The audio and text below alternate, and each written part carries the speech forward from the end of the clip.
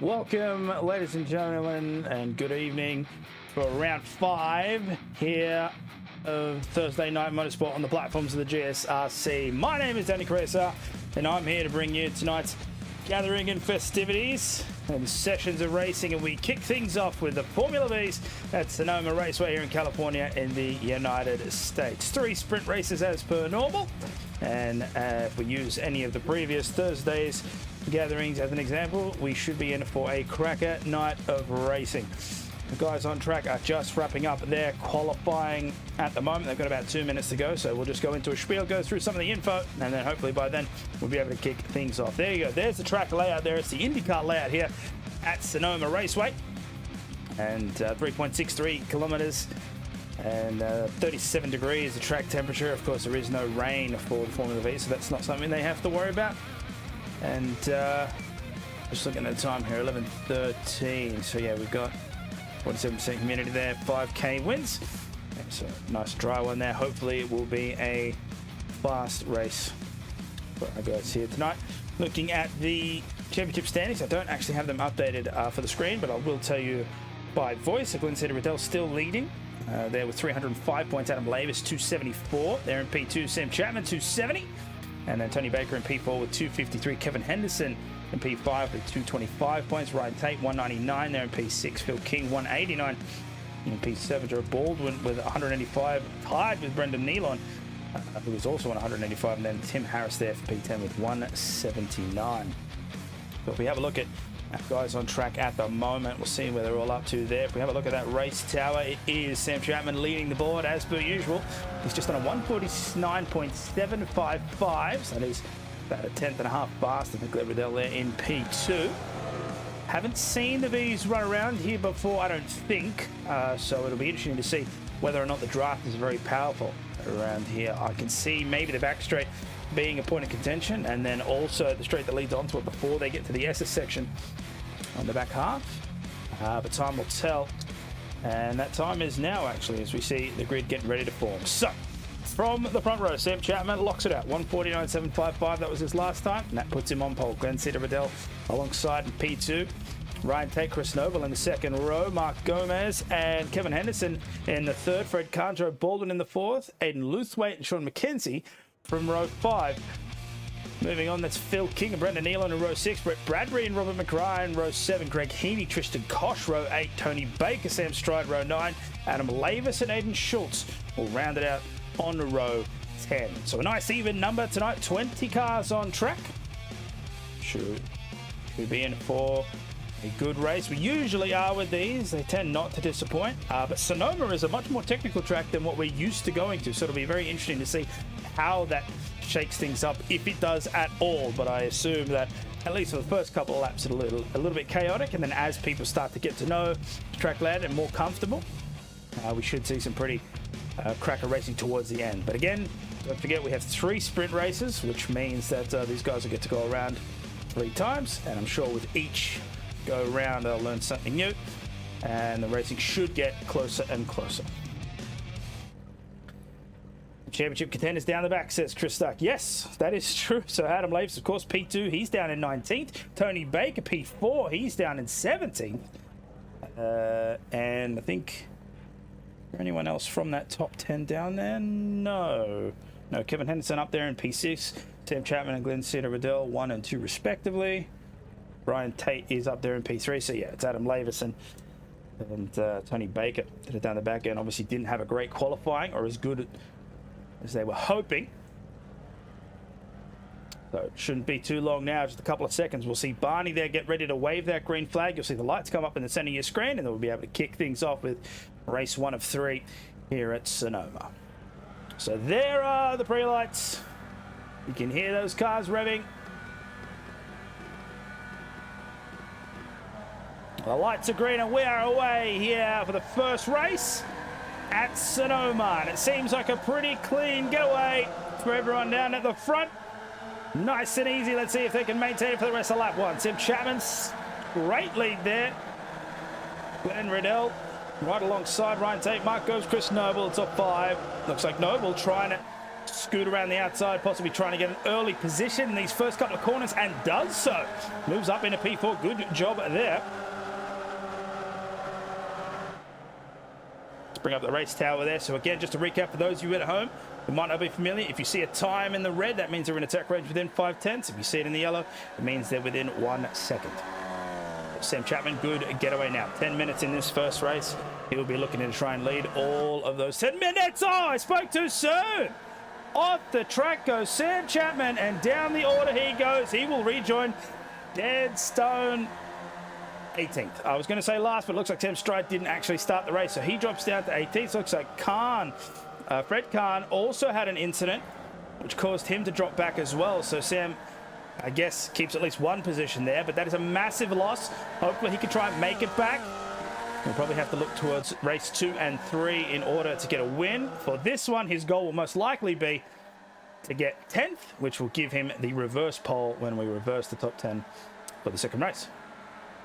So a couple of positions changing there. Mark Gomes and Kevin Henderson side by side. Mark Gomes getting ahead of him, so he'll stay P4. So we see them still close together now. And just through the technical sections, and someone just rocketed past. That's Baldwin, John Baldwin, going into the pits there. That's going to throw some people off for sure, having to take that long way around the pits. Looks like they miss a brake marker, but they're just looking to try and get into their pit box. 1:55.7 there from Glenn Riddell.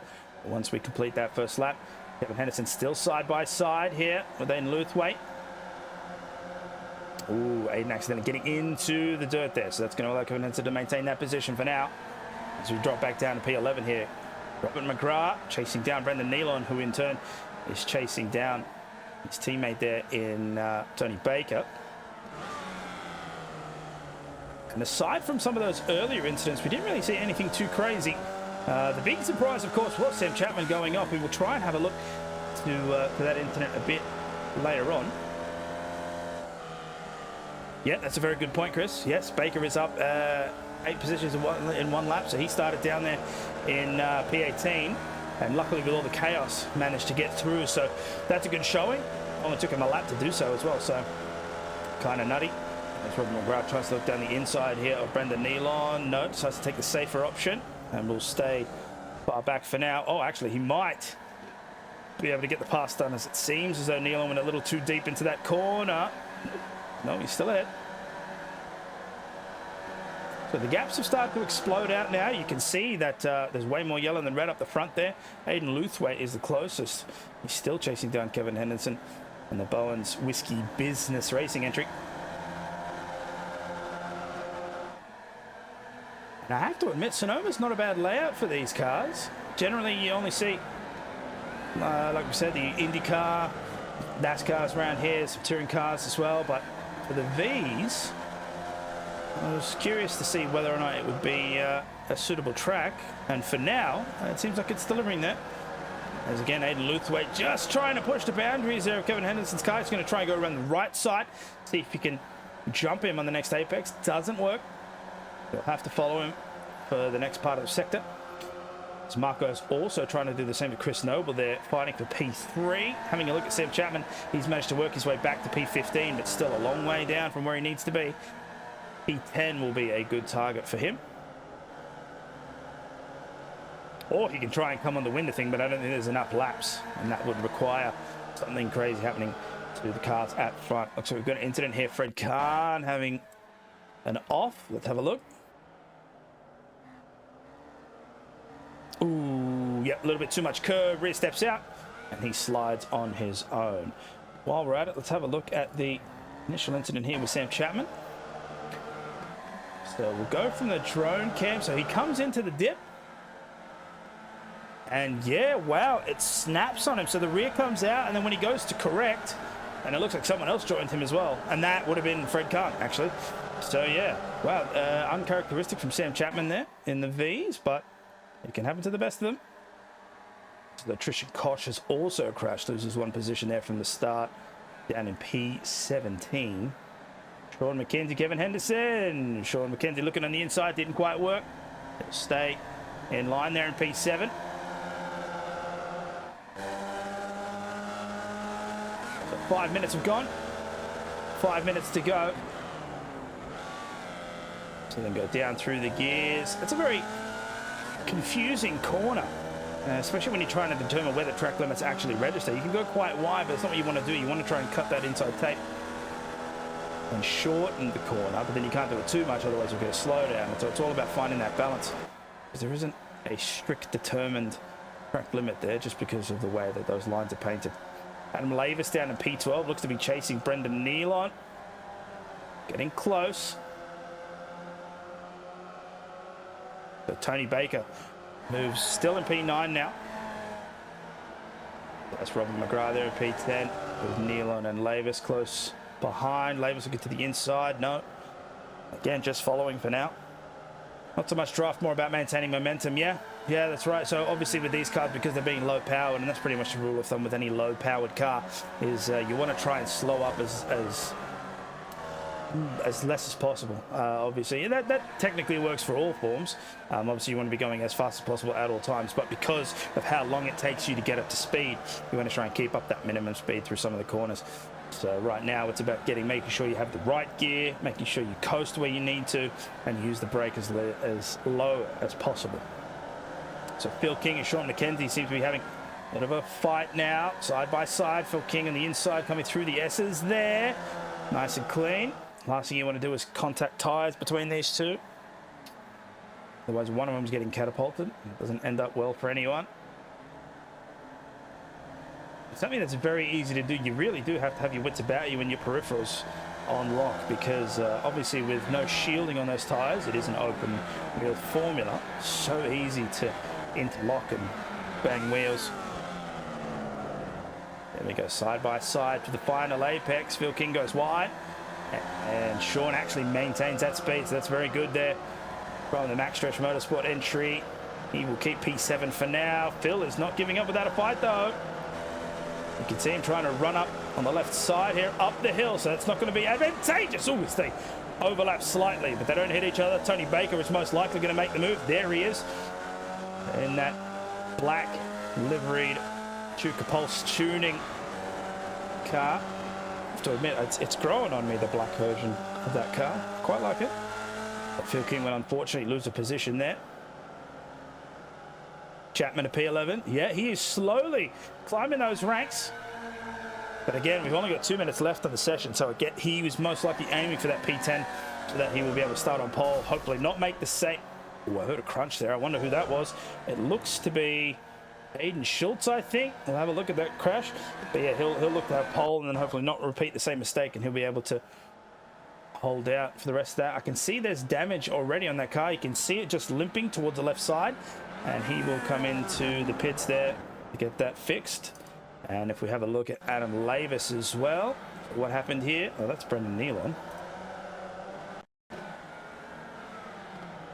It's the same incident. So I'm thinking tire to tire. Yep. Oh, and he turns right ahead of him. Did anybody hit him? No. So hopefully no damage, but obviously a bunch of positions lost. He was actually doing quite well. He is now back down to 14th. So 9 minutes of 10. We got 1 minute left. Having a look at the leader, that is Glenn Cito Riddell coming around the final corner, which will mean if we jump on board, you should see a white flag being waved on the left-hand side of your screen. There it is, Barney hard at work. And Glenn Riddell with a 1.45 second gap to Chris Noble in P2 should be able to take it home. Anything can happen within a lap. Ryan Tate right at the front there. He is chasing down Chris Noble. There is still P2 to be gained, depending on whether or not he becomes brave in the last part of the track. It's not going to go well with RC. No, of course not. Because obviously you can try to avoid those things. It looks like Brendan maybe went a little deep, and the unfortunate overlap. And Lavis was already turning into the corner. Couldn't really go anywhere. They come together, and of course went with a spin. Luckily for Brendan, it didn't cut off the front of his nose, so they both got away with damage. I think I didn't see any damage there on Adam Lavis' car, but I could be wrong. So our drivers make their way to the final part of this sector. Ryan Tate is right there, and Loothwaite has managed to close the gap as well. So it is truly a fight, and Chris Noble overtakes Riddell. Oh, but Ryan Tate does as well. Wow, Riddell's getting mugged here. He might even lose to Luthwaite, which he does. Riddell goes from first to fourth. That is not something that I expected. So Chris Noble now leads this race. Ryan Tate P2, Luthwaite P3, and Riddell in P4. Now he has dropped back quite a significant amount based on the cars ahead. So it looks like he will lose out on a podium spot in total as they come through one of the final chicanes. And again, there's Luthwaite. He's looking to try and make a position. Didn't quite get it though. Maybe he'll look to try and dive on the inside. Ryan Tate will most likely close off that advance. He does. And as they come around the final corner, there's the view from the finish line. You can see the checkered flag waving, and Chris Noble will take top honours here on race one. And it is an unfortunate end to the race for Glenn Riddell, losing three positions, sorry, the final sector of the race. Tony Baker finishes P7. So 10 positions gained for him. He is by far and away the biggest mover. And sure enough, actually no, Sam Chapman worked his way all the way up to P6. So that is a recovery, I agree. The biggest loser there is Kevin Henderson. 11 positions lost. So unfortunately, something happened to him. I can see that Robert McGrath and Trisha Koch also crashed again throughout that. But at least for race one, Chris Noble taking the top honours. An excellent race from everyone involved. Ryan Tate there in P2. Luthwaite in P3. Glenn Riddell coming across in P4. I'm sure he won't want to repeat that, so expect to see him a little bit more feisty in races 2 and 3. So we're still waiting for Kevin Henderson and John Baldwin at the back there. I wonder if they're actually racing. Close enough. Kevin will be able to hold that position. No issue. As they cross the line, we will reset and get ready for race 2. We'll go straight into it. No time wasted. Aiden Schultz starts on pole. Joe Baldwin in P2. Kevin Henderson, Trisha Koch in row 2. Fred Kahn, Adam Lavis, row 3. Phil King, Greg Heaney, row 4. Sean McKenzie and Brendan Nealon in row 5. Robert McGrath and Brett Badbury in row 6, Tony Baker, Sam Chapman, row 7, Mark Gomes and Glenn Cedar Riddell in row 8, Aiden Luthwaite and Ryan Tate row 9, and Chris Noble starts at the back. So I will apologise because that means that the entire grid got reversed in the second one. So it's an entire grid reverse and then top 10 in the third. Do I have that right? I think I have that right. Yes. Yep, that's the one. Okay, so there was a reverse grid of some sort. So here we go. Lights counting down. A green once more. And they're off here for race 2 at Sonoma. Great start by Lavis. He gained some positions almost immediately.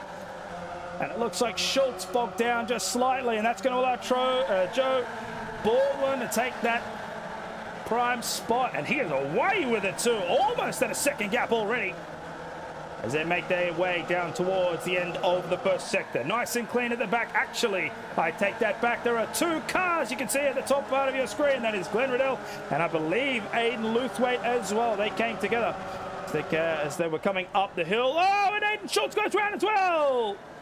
Accident. Oh, and gets run into at Tony Baker. There was nowhere to go. Looks like Chris Noble also gets caught up in that. Oh, that is a big, big incident. Oh, and the tyre's gone.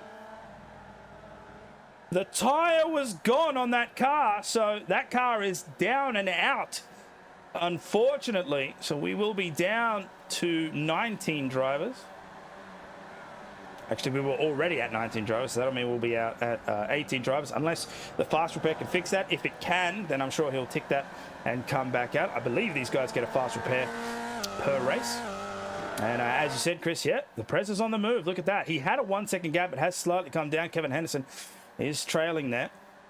And then as we have a look at some of the other times, Adam Lavis there in P4. Really good start for him. Greg Heaney as well. Sean McKenzie both gaining 3 positions there. Phil King is a big mover there. 4 positions gained. Oh, I take that back. Greg Heaney and Adam Lavis trading places. And they're still fighting. Sean McKenzie manages to get past there as well. Greg Heaney drops down. And it's a very fast and furious game of leapfrog here. Here we go. Down into the final apex. That's Khan on the inside. We've got Greg Heaney, so they're obviously a team. There might be teamwork here. Adam Lavis has to try and shoot down the middle, possibly. Or he'll sneak up behind, which will be exactly what he does. Trying to get that draft. Shoots to the left. We'll see if he can hold this speed around the outside of the uphill section. Oh, goes a little too deep into the grass. Or the dirt. With a suggestion of grass. Oh, he stops completely. What is the meaning of that? Okay, not exactly sure what happened there, but he did stop on the side of the road, so I don't know if there's an issue there with his gear or if there was a collision. In any case, down to P15 he goes. So they've spread apart a little bit at the front here, but the battle for P1 is still well and truly alive. Kevin Henderson, 0.3. Joe Baldwin doing a really good job to hold him off for now. Chris Stark saying so much unpredictable risk in mixed up grids. That is the rub when it comes to reverse grid. So you're obviously going to have the interesting part of the race where you've got the faster guys trying to move up through the slower guys, and that's going to cause it's a shake up, and it causes some interest as we see a car just going off there, some smoke pluming. That looks to be Phil King and Fred Khan coming together. So yeah, that's going to be one of the issues. Of course, is you're going to have the faster guys trying to come through the slower guys, and that's going to cause some problems. And then you've also got to mix that, which is and Joe Baldwin just a little too much gas on the rear, spins the car. Kevin Henderson now takes the lead as Joe Baldwin rejoins safely. Luckily for him, there was a healthy gap, so he will still stay in P2. Phil King, Sean McKenzie start to close that gap. We can see Mark Gomes and Greg Heaney as well. Ooh, Gomes getting real close to the back of that car. Luckily he didn't collide. No foul as they continue. 51.6 there from Kevin Henderson. It's the fastest lap of the race thus far. Lap 3 minutes 55 out of 15. So 5 extra minutes here for this race.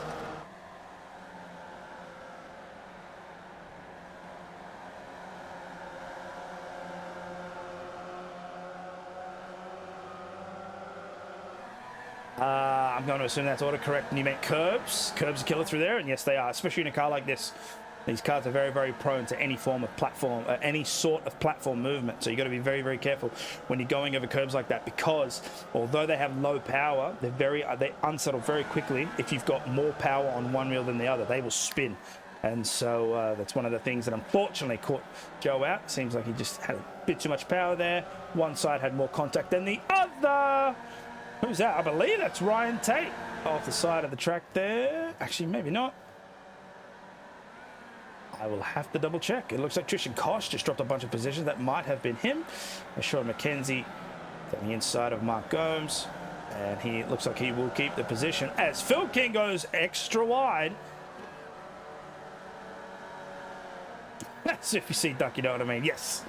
Yes. Autocorrect trying to make gentlemen of us all. So almost 3 wide. They come down towards the final sector. John McKenzie having it slow up there. So a nice battle from P3 onwards all the way down to P7. They're all close there, but Kevin Henderson really is away with it. 4.7 seconds. He has a very comfortable gap, and these guys do not have to pit.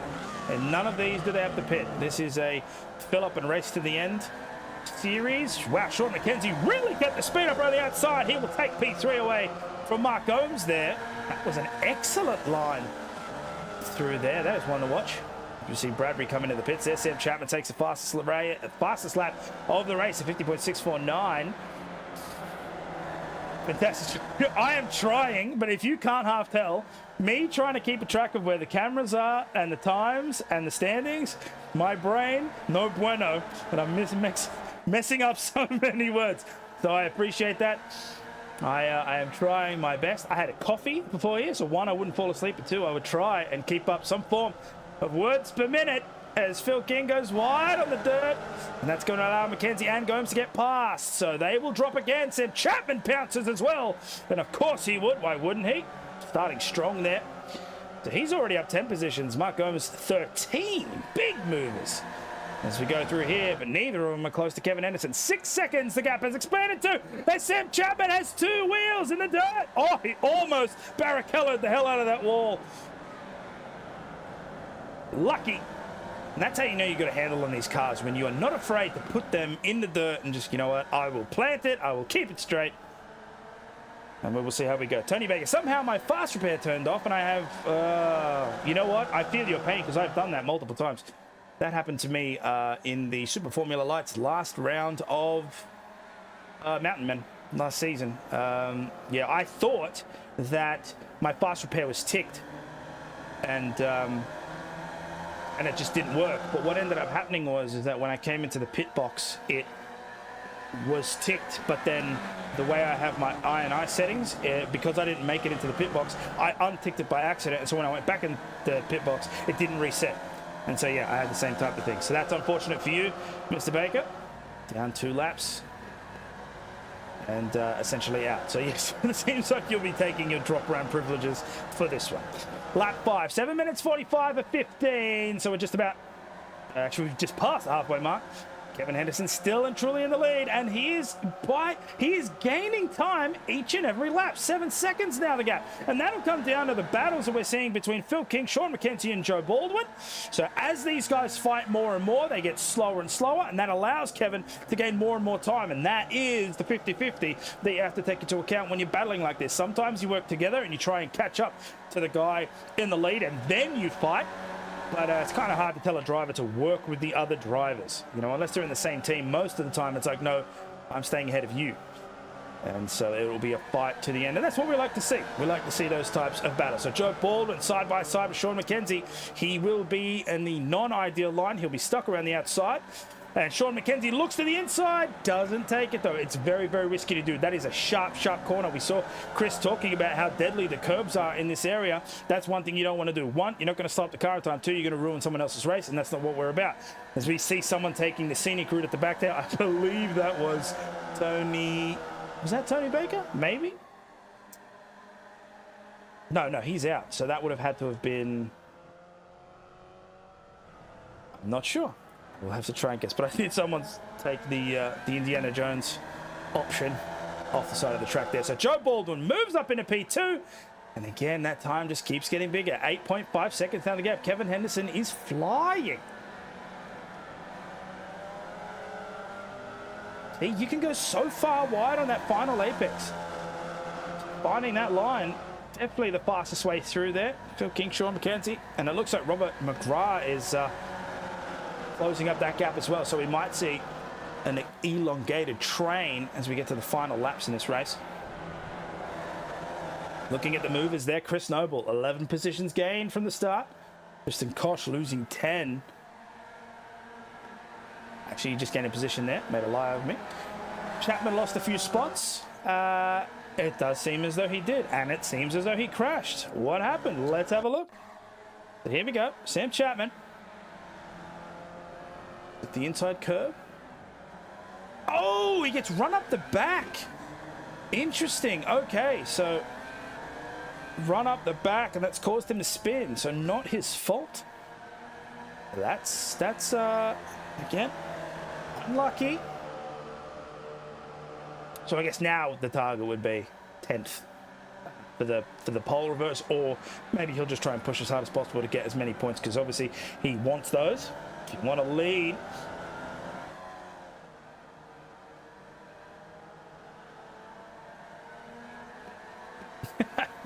duck indeed. So moving back a couple of positions here. Adam Olavis, P7. He's chasing down Fred Kahn. He'll shoot him to the inside, hoping to try and get the title line through the apex. Here we go. Seemed a little bit slower, so not good, but still close. So that's okay. He's got Greg Heaney, the company there as well, as they brake hard into the final turn. Here we go. Who's got the better speed? Actually, they all went there. They all went through there pretty good. Adam will most likely shoot to the inside here as they come up the hill. I've seen him do it before. Actually, no, this time it seems he's going to take the right side. So he will try and take the advantage as they go over the crest and to the right. Ooh, not quite. Greg Heaney gets a good burst of speed, though. Have a look at this. Shoots out to the left. Using Fred Kahn as a bit of a... Oh, and he gets the position as well. Not bad. That's some teamwork right there. Greg Heaney used Fred Kahn's draft to shoot around the outside of Lavis. Lavis tried to go to the inside, lost that draft, and unfortunately has to settle that position. So Lavis down to P8. And, sorry, that's Raceway in P7. My mistake. They've all got the same livery. Too many things happening, ladies and gentlemen. I'm trying to keep track of it all. So 12 minutes and 13 seconds on the clock. We should have just one lap to go. Kevin Henderson is car number 945. If we have a look at where that car is on the track map, you'll see him on the S's. So as they come around, I would hazard a guess. Yes, thank you. Thank you, Michael. Yes, Raceway, not any joys for the same team. Exactly. So I was trying to go off the livery when I should have been going off the battle box, which is in the bottom right of your screen. That gives you all the information you need. I'm trying to be too fancy and guess by livery. So that was my mistake. As we see Phil King now getting into this battle. So Labour's really getting underhanded in the first couple of races here. Hopefully he can hold on. Gets good points. So Kevin Henderson should be coming across the line right now if we go on board. Do we see a white flag on the top? No. Okay. So it looks like we're going around for another 2. Kevin Henderson will have 1.5 to go. We'll have to hold on, which means that's good news for everybody that's in a close battle. They get a little bit extra time to try and make that position gain. Phil King is one of those people. Trying to get up alongside Fred Kahn here. Fred's doing a really good job defensively just to try and hold that line. Doesn't have to give him space if there's no overlap. That's where you abuse that rule. But when there is overlap, you have to be gentlemanly and make sure that you give him enough room to maneuver. But everything he did there was okay, keeping Phil King behind. And so he'll have to fight harder as they go into Sector 2. Lavis still close. Luthwaite looking to make a move on Robert McGrath. Couldn't get it done, so Rob will keep on P4 for now. But look how close they are. But be careful of those tyres. We already saw one mistake. Sam Chapman, of course, lost it here on the first lap. Oh, and you can hear that car on your left. That's Adam Lavis looking for an inside move. So it'll be advantageous to try and keep the speed here, but unfortunately, if he gets pushed out too far wide, it's not going to work. And that's exactly what happened. Luthwaite now shoots down the inside of Robin McGrath, and he just gave that away. That's huge. Phil King tries to do the same, but he slowed up a little bit too much. Couldn't get that move stuck. He will stay down at P7, but Aiden Luthwaite moves up into P4. It was a great move. I don't think Rob expected that as much as Aiden did. But he made that work, except now he's under real pressure coming into this set of S's. So Lavis there. Oh, there's some real position swaps there. Oh, they've come together. That's why. I'm not exactly sure who's at fault there. Let's have a look. So Adam Lavis seems to have an event. What's going on? So there's Lavis. And Rob McGrath spun around. He couldn't dodge. He stops. Fred Kahn gets hit. Phil King managed to avoid, but had to slow down and gains nothing out of it. So, wow. Only got a couple laps left. Everything's going haywire. That's Kevin Henderson, in which case you still have 7 seconds of lead. So he is well and truly away. And Joe Baldwin, big, strong position. He started second. And the way he's going right now, he'll finish second. But he's got to be happy with those points, as long as he doesn't make a mistake in the final moments of the race. So we are past the 15 minutes allotted. You can see that in the overtime. And Kevin Henderson is making his way through Sector 2 right now. So unchallenged. An excellent drive for him. Nice and easy. Essentially, it's a Thursday night, but it looks like a Sunday drive. Kevin Henderson really has no threat at all, as long as he doesn't spin the car. If you don't spin the car, you'll be fine. But it's nice and easy moving through the final sector here. And he'll be able to take top honours for race 2. You can see Joe Baldwin in the black Bailey's ladder entry. And Sean McKenzie in P3, each with healthy gaps to the cars behind. The only real battles right now are Phil King and Adam Lavis there for P5, and Fred Kahn and Glenn Riddell for P10. So that, of course, will be the inverse pole. Sam Chapman has moved his way up to P7. So again, salvaging points after mistakes in races 1 and 2. And here we go. Round the final... How was that not a cut? Round the final turn. Nice and wide. Use all the speed. You can see the checkered flag there. And Kevin Henderson will take the top step on the podium for race number 2. Joe Baldwin crosses in P2, and Sean McKenzie will hold on to take P3.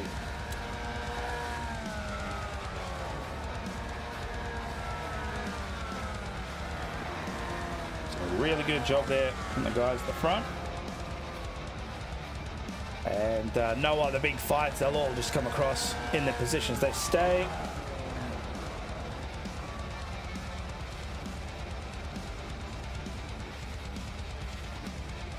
So not a bad one there for Aiden Luthwaite. Have a look at that. 3rd in the first race, 4th in the second. So I think he'll be leading on points thus far.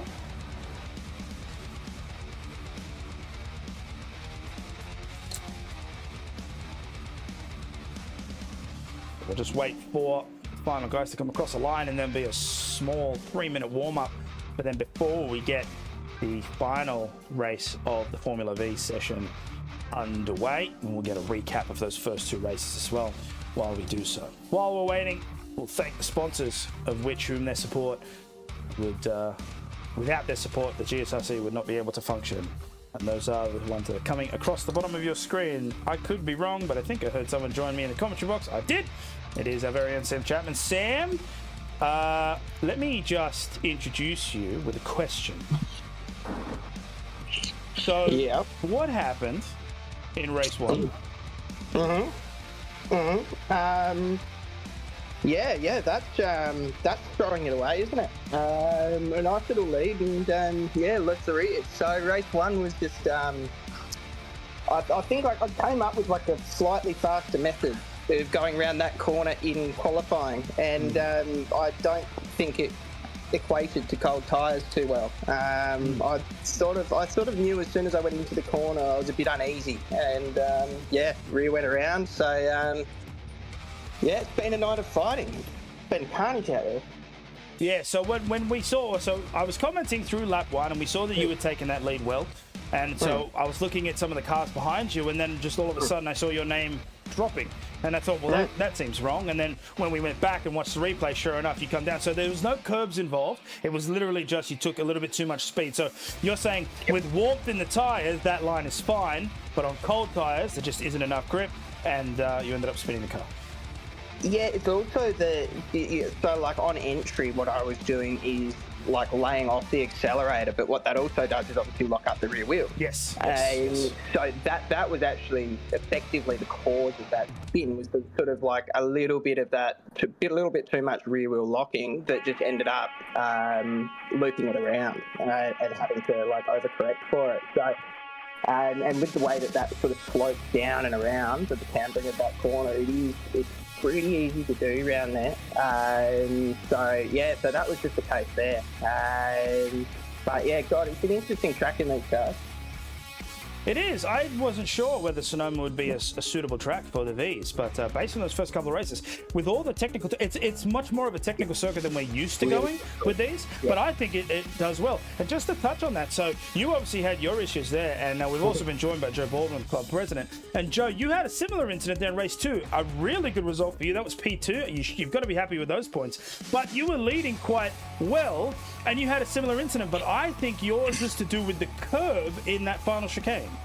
Yeah, that final chicane, the curb, the second curb, so on the left-hander part, if you go over it just a bit too much, it's like there's a bucket in it that the wheel falls in, and it just kicks you out and just kicks the rear out, and you just can't catch it. So, and then I was trying to hustle to catch back up the curb and just went too hard on the like one lap warm tyres down into the carousel and just got the pendulum effect and lost it. So. It's all on me, but it was a great battle with the guys there to get back up into position 2. So hopefully we can move forward in this one and get some points after jump at the start and, begging my pardon, after jump at the start in race 1. Yeah, 100%. No, it was a really good show from everyone. I will give props to Kevin Henderson because he took that opportunity and he went with it. I'm pretty sure he finished with something like 7 seconds down the road. But in any case, you guys are gritting up, so I'll let you go so you can get this third race underway, and we'll talk to you after you get that stuff done. You will catch after that. Thank you. Beautiful. Okay, so the final race of the session here for the Formula Vs. Glenn Cedar-Riddell will start on the front row, and unfortunately I spent too much time talking, so there are the lights ready to go. And we'll get this one underway. 15 minutes on the clock. There's the green flag. Oh, and one of those cars went a bit too much left. That looks like someone else did as well. Oh, that's an unfortunate start for those two. So Glenn now loses the position to Chris Noble, who gets the early lead. And there's Adam Lavis there and Seb Chapman in P3. Greg Heaney, Phil King, Sean McKenzie in loose weight trade positions as they come down this first part of the first sector. Good showing here from the Whiskey Business guys as we load up that race tower so we can get a better shot. Oh, down the inside. That's Joe Baldwin and Sean McKenzie. Nice and easy there. Baldwin will take the positions. That's the position game for him. Kevin Henderson is trying to sneak up in there as well. It looks like he might just be able to squeeze it out. Let's have a look. So, of course, this was the corner that Sam Chapman was talking about. And everyone gets there through cleanly. Take it back. Kevin Henderson goes wide. So there was already another car off the track, which may have caused a distraction to Kevin, which is why he spun, because it looked like he had a control and then tried to do too much of an adjustment. I'll try and see if I can go back and have a look at that again. But Chris Dover goes wide. Glenn Riddell on the inside. Sam Chapman, Adam Lavis side by side. So relatively clean start here for race 3.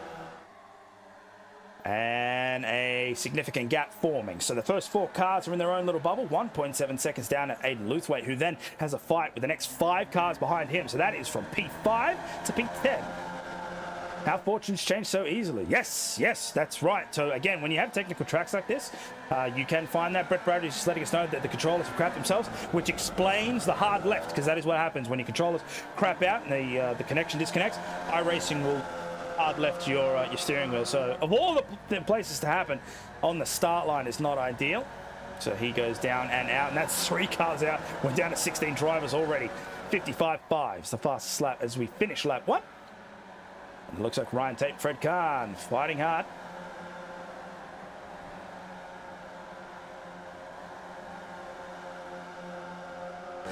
Jump on board here with Ryan Tate.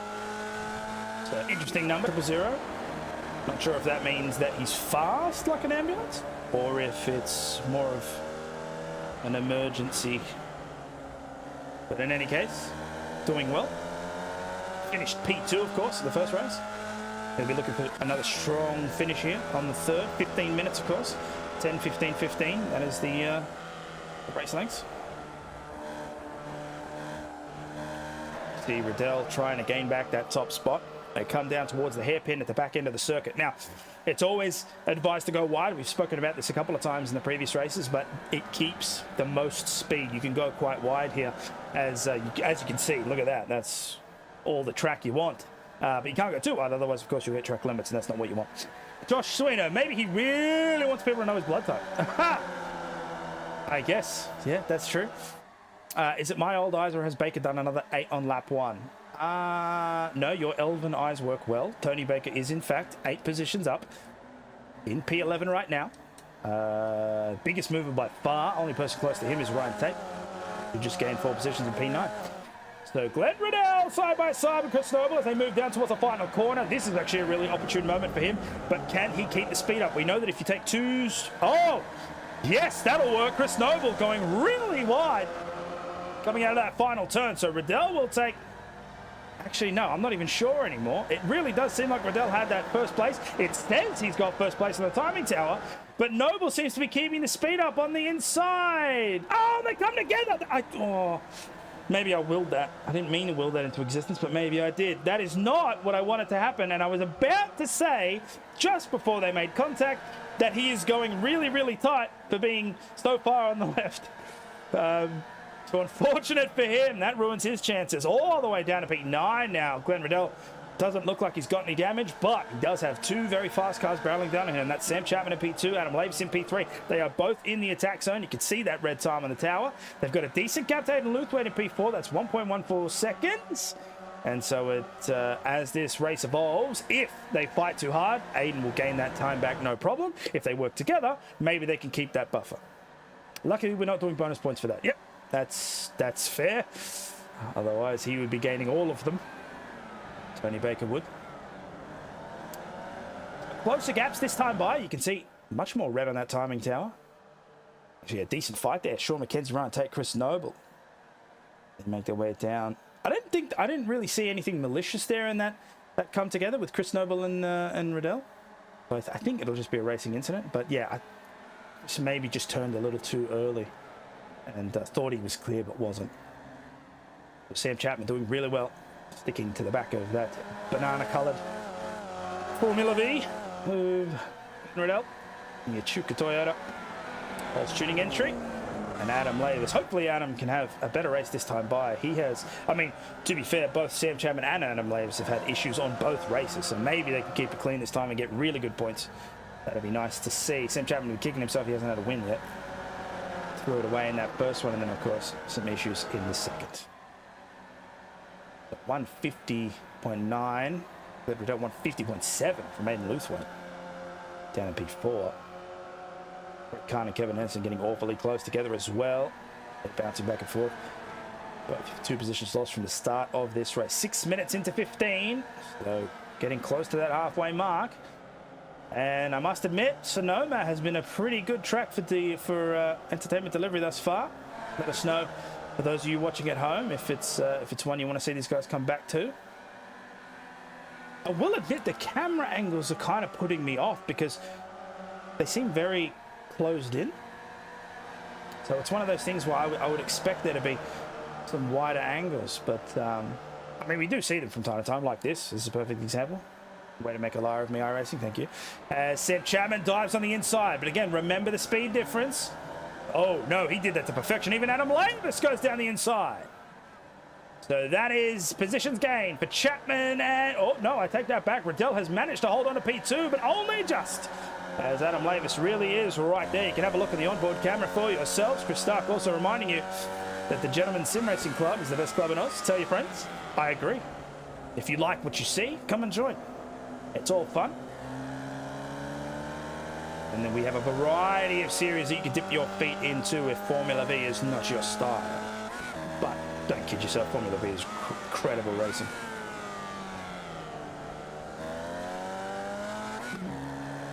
Interesting gear changes there from Adam Lavis. So he's dropped back a bit. Not crazy out of contention, but you can see that he's in that yellow range, so past the 5/10 mark. Glenn Riddell honing in on Sam Chapman here. Up the hill. Turn right. Be careful not to hit too much of the lip on the right-hand side. It will unstable your car, and that's the last thing you want. And you follow along. Slightly down. Then up. Willow Springs-esque. As we go up the left hand and then around to the right. Not as much of a hairpin, though. And then down the hill. Got to be easy here on the turning. You need to bleed enough speed, otherwise you go into that nice dirt patch on the left there, and nobody wants that. And then you get to extend the legs of the car here. This is where Sam Chapman was talking about. You got to be real careful. These guys have really warm tyres by now, so it should be safe to just pin it as they do. And this will bait you out too. You got to be really calculated there because you don't want to go into that embankment. It's a cool jump, but it's not really good for the points tally. So Glenn looking on the inside. No, doesn't take the dive. Holds the line. Really wide on the exit there. And then we come down. We start slightly coming down. The S's section. Then we've got a sharp chicane. We saw a couple of incidents in the last race through here. Hopefully this one will be a little bit cleaner. There we go, through the lip. So you can see how they're actually avoiding the entire curve. They're putting their tyre on the dirt, and what that does is that evens out the elevation on that corner. Instead of getting a sharp rise, you're actually you're using the dirt to try and even it out. So very, very smart. God, he's right there, isn't he? So close. Adam Lavis is also close down that gap too. So a fight in front for these three. Phil King, Chris Noble trading places there. Chris Noble is on a tear right now. After that initial incident, he'll be wanting to try and salvage as many points as possible. Remember, Chris Noble took P1 in the first race. So he's got that strong. He's fast. But unfortunately, right now, he seems to be getting bullied by both Phil King and Sean McKenzie. Ryan Tate is also there in P9. You can see the car off to the left-hand side. Strange layout. Yes, it is the IndyCar layout of Sonoma.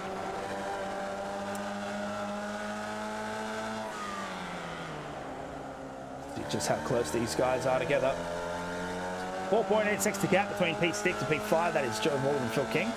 So it truly is the fight with the cars behind, and Chris Noble is one of them. That's the one on your screen. He's looking to try to make the overtake on the right side. Now, the problem is you have to be careful of where this corner extends. So he's going to have to bleed some off when he gets to this, which is going to cause him to lose out. Phil King will stay ahead, and it looks like Joe Baldwin and then Luthwaite are trading places here on the hairpin. Joe's going to look for the over-under, the crisscross, the switchback, whatever you want to call it, and he gets it done, actually. We'll stay ahead in P4, so that's a really good move between those two. Ryan Tate, Sean McKenzie also doing the same. 2 by 2 as they make their way down towards that final chicane. And it looks like Ryan Tate loses out. Sean McKenzie, they all keep their positions, actually. Chris Noble is trying to look and see if he can take a tight inside line. Not ideal when it comes to speed. He gets through, but doesn't get a position. So they still stay in their formation as we hit 11 minutes. So only a handful of laps to go. Sam Chapman doing a really good job at the front, but it is not as comfortable as Kevin Henderson was in the second race. Oh, Phil King goes round. So he will drop down. Chris Noble moves up into P6. Sean McKenzie P7. Ryan Tate P8. And unfortunately, Phil King moves down to P9. Moving back up to the front of the field, Adam Lavis. Chasing Glenn Riddell, chasing Sam Chapman.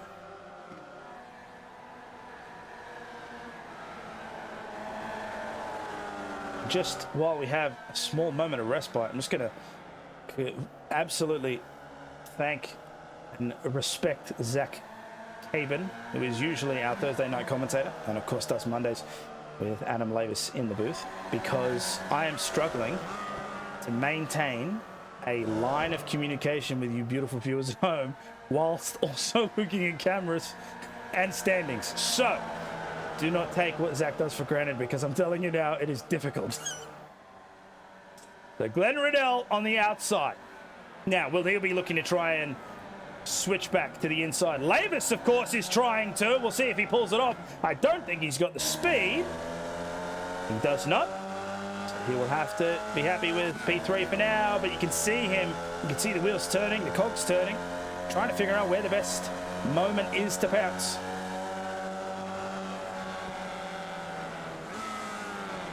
Aiden Luthwaite and Joe Baldwin also doing the same. But Joe is holding on strong. Really good showing there. P2, of course, in that race too. We'll see if he can try and hold on. I say that as he loses the position to Aiden Luthwaite, but I'm sure they'll go back and forth for at least the next. Down the gap here, Sam Chapman. Seemed like the slower line, but that car was in the middle of the corner, so Glenn Riddell couldn't go anywhere. That's going to fall into Adam Lavis's hands. He's going to go now on the outside, so the right side. We know that is the better side to be on for the approach as you come up the hill. So turn 1 and 2. We'll see if it pays off for him. The problem is he is not significantly alongside, so we won't be able to put that foot down. No, he will have to stay there for now. And I also didn't see if Barney was waving that flag. He's not. Okay, so we still have 2 laps to go.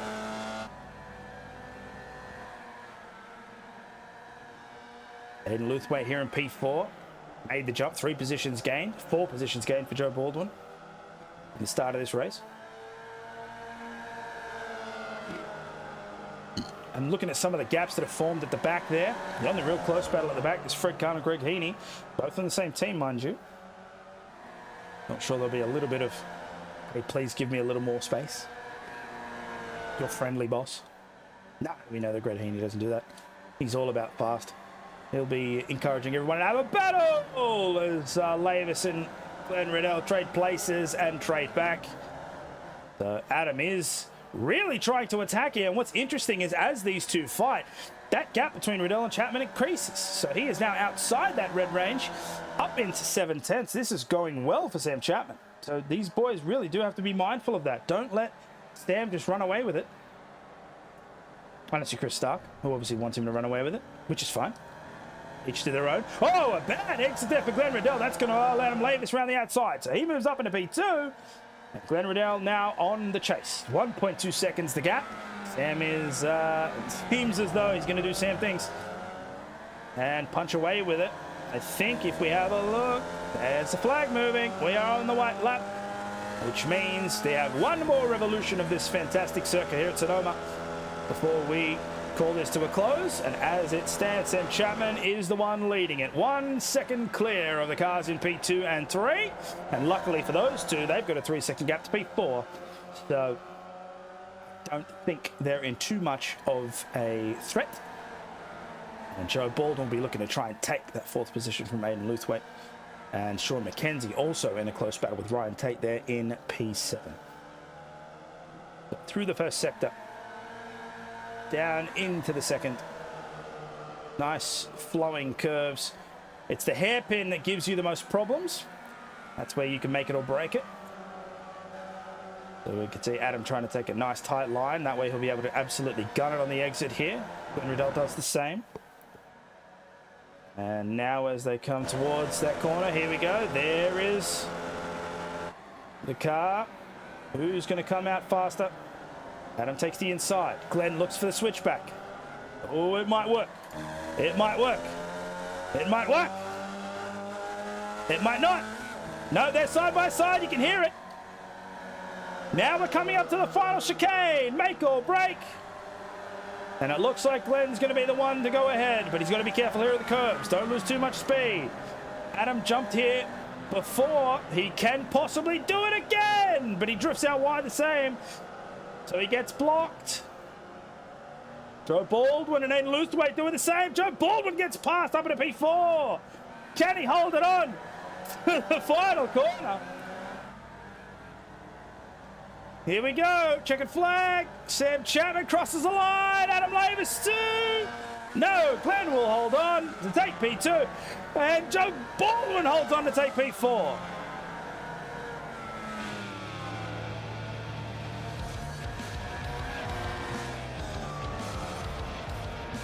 Woo.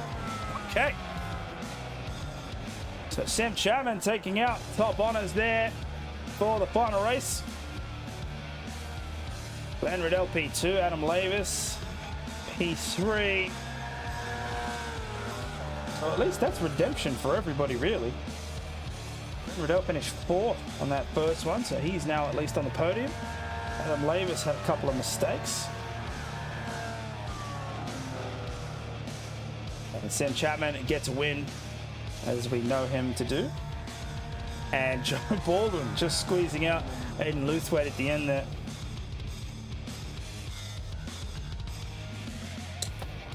Woo. Oh boy. Alrighty, so let's have a quick look at the results there for the feature and just get a bit of a recap. So Sam Chapman fakes out the top honours. Glenn Riddell in P2, Adam Lavis P3, Joe Baldwin P4, and Luthwaite P5. Chris Noble, Sean McKenzie, Ryan Tate, Phil King, and Trisha Koch ran out the top 10 for the feature race. Tony Baker gained so many positions over the course of the 3 races. So congratulations to you as well. Brendan Nealon there in P12. Henderson, Khan, Heaney, McGrath, Bradbury, Gomes, and Schultz will round that out. And those final cars not even taking part in that 3rd race. All right, so this is usually the point where some of the drivers tend to come in and have a chat. And of course, just my luck, my Discord decides to absolutely crap itself. No, we're back. So there we go. Locked Up Sim Sports by Permobile with Jap Chapman. Yep. Good win there for you guys. So now we'll just wait to see if anybody wants to join us here. So there's Joe Baldwin. Joe, that was a fantastic fight there right at the end for you. Luthwaite managed to take that position from you a couple of laps back, but on the final lap through that final chicane, you made it count. Yeah, I tell you what, he's a clever customer and he races hard. Like that was pretty hard work. So generally, yeah, like you sort of, if you work together, you can probably catch that lead group. But he wanted to race hard, so yeah, we had a hard race, went hard at it. It was good fun. So managed to get to the end without killing each other, which is probably a good thing in the end. So no, it was all good fun. Yeah, that's what you want, right? You want close racing, but you don't want anybody to actually crash, which is so easy to do here in the open wheel, as we saw a couple of... absolutely. Yeah, we saw a couple of different examples of that, where cars just going into each other, wheels touching, you're seeing them catapult. And so, yeah, for you guys to race that close throughout that entire last half of that race, and go through that chicane that we're talking about without coming together. That was beautiful. And then right at the end, you came around that final apex, and then you just managed to hold him off, because unfortunately there just isn't enough straight left to have the draft to be successful enough where you can actually overtake and get to the line. So yeah, very smart move from you. And look, that's good points. P2 in the second race, P4 in the third. Yeah, but the race one, I let myself down a little bit. I can't think who it was. Whoever it was that started directly in front of me to the right, I seen them jump, and I just instinctively took my finger off the button. I had my foot on the clutch, but with the new feature in iRacing, if you actually put your foot all the way on the clutch, when you take your finger off that button, it brings your clutch back to whatever it might be, 55, 50, 48, whatever percentage you've got it set to for that particular car. It actually releases the clutch to that point, even though you've got your foot hard down, and the car just jumped forward, not even a foot, 6 inches. I stopped, and which you would think would clear it because you didn't go, but I still got the black flag. So, okay. And then that last chicane caught me again. It's that's a bit of a pain for me, that place. I tell you, I had quite a few incidents there, and yeah, I did have the fastest lap for a while. I think it got pinched off me with about 2 laps to go. So, good run for the last race. I had no practice. I got home from work. I think there was about 20 minutes of practice left, and I spent most of that eating my dinner. So it's it's good, mate. It's good. I'm still though. I'm a bit like Meatloaf at the moment. Any of the races I turn up, like 2 out of 3 races are good, and I have 1 shocker. So 2 out of 3 ain't bad. It's going to hurt me overall in the championship though, but. I thoroughly enjoy the V's, and to be somewhat competitive now is, I'm pretty happy with that. So hopefully we can keep that up and see where we shake out at the end of the season, so long as I get home from work on time. I guess it's the main key. No, that's good. That's good. Also, what I'll do is, we've just been joined by Sam Chapman here as well. So I'll ask both of you. I'll ask you, Joe, and then Sam, you can join in. Let's just talk about that final chicane. So what I noticed was a lot of you guys were cutting the first part of that chicane. And is that because... So you can see, of course, that the curbs here at Sonoma are quite deathly. They've got a significant amount of elevation as they come off the tarmac. But what I noticed is that a lot of you guys were cutting that first part of the chicane, which I can actually show you right here. So just have a look. And is this... So you didn't do it that time, but a lot of the guys were doing it. They were actually going onto the dirt there. And is that just to flatten out the corner more so that you don't feel that jolt in elevation as much?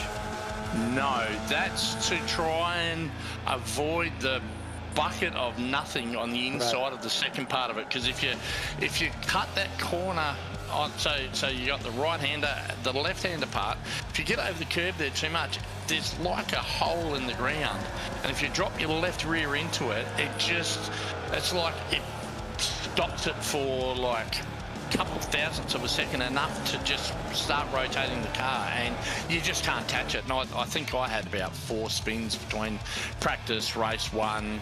I don't think it caught me in race 2. Yes, it did, because I was battling with Hendo. I made the mistake there, and Hendo got me. So it caught me 4 or 5 times tonight, that left-hander. But for me, that was my Achilles heel for the night, was right there. It's also, Daniel, that the exit for that corner, you're in the sort of lower part of that third gear. So having that bit of extra speed on exit is really valuable for that rest of the straight. You lose a lot of time if you get a bad exit to that corner. So having that little bit of extra opening on entry, it's actually a place where I think Glenn was actually a bit faster than me, and I could see him sort of catching up through that section. I think that's because I was actually then cutting the next part of the chicane too much, so my exit was a bit more limited, and it was a bit more clunky. So it's really... it really tests every sort of facet of you, this track and this car. It's pretty interesting. Yeah, it definitely looked that way. We've got Trent Lavis in the chat saying, we've got Trent Lavis saying that that's cheating. Some would say cheating. I say efficient. But yes, we were talking about, even Chris Stark in the chat, we were talking about it during those races where momentum is so important. in these cars, so I totally understand the idea of going out wide on that first part. You keep that speed up, and then that of course does two things. One, gives you more speed on the next part, and it also, I could be interpreting it wrong, but it means that you actually miss the apex of the second corner to avoid that bucket you were talking about. So that way it's a lot more stable to the rest of the chicane. Yeah, definitely. One of the tricks at this track is probably the first, and I'm sure Sam will agree, it's the first place we've been where second gear is actually useful in this car. And not once but twice. So Absolutely, twice. So there's only one other track where I've seen it be like regularly useful, and that was Gilles Villeneuve on the hairpin there. Down at the hair, up the back there. Yeah, and here you have two corners where it is slightly faster to use second gear, but obviously with all the risk that entails as well. So like missed gears. missed gears and spinning the car. Like it's really just easy for that rear to go around on you, and you've got to be very quick to save it. So I noticed not many people were going down to that second every lap.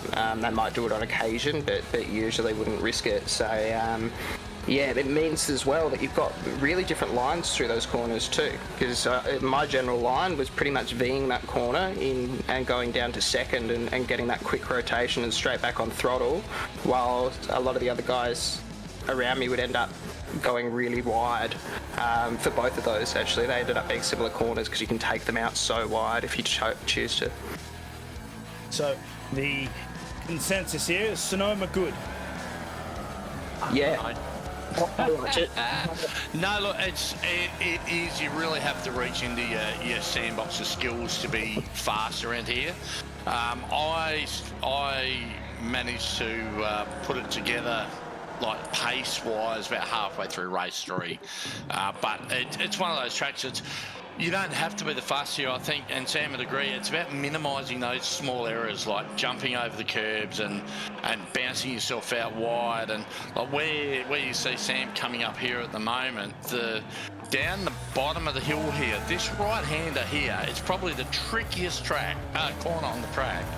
Trying to keep your momentum. If you got that one wrong just the slightest little bit, they could actually draft you up here and get up along to the left-hand side of you, which isn't the quick way through the carousel. So that right-hander leads you all the way up to the hairpin down at the top of the back straight. So it's just technical everywhere. And Starkey agrees, technical tracks are great.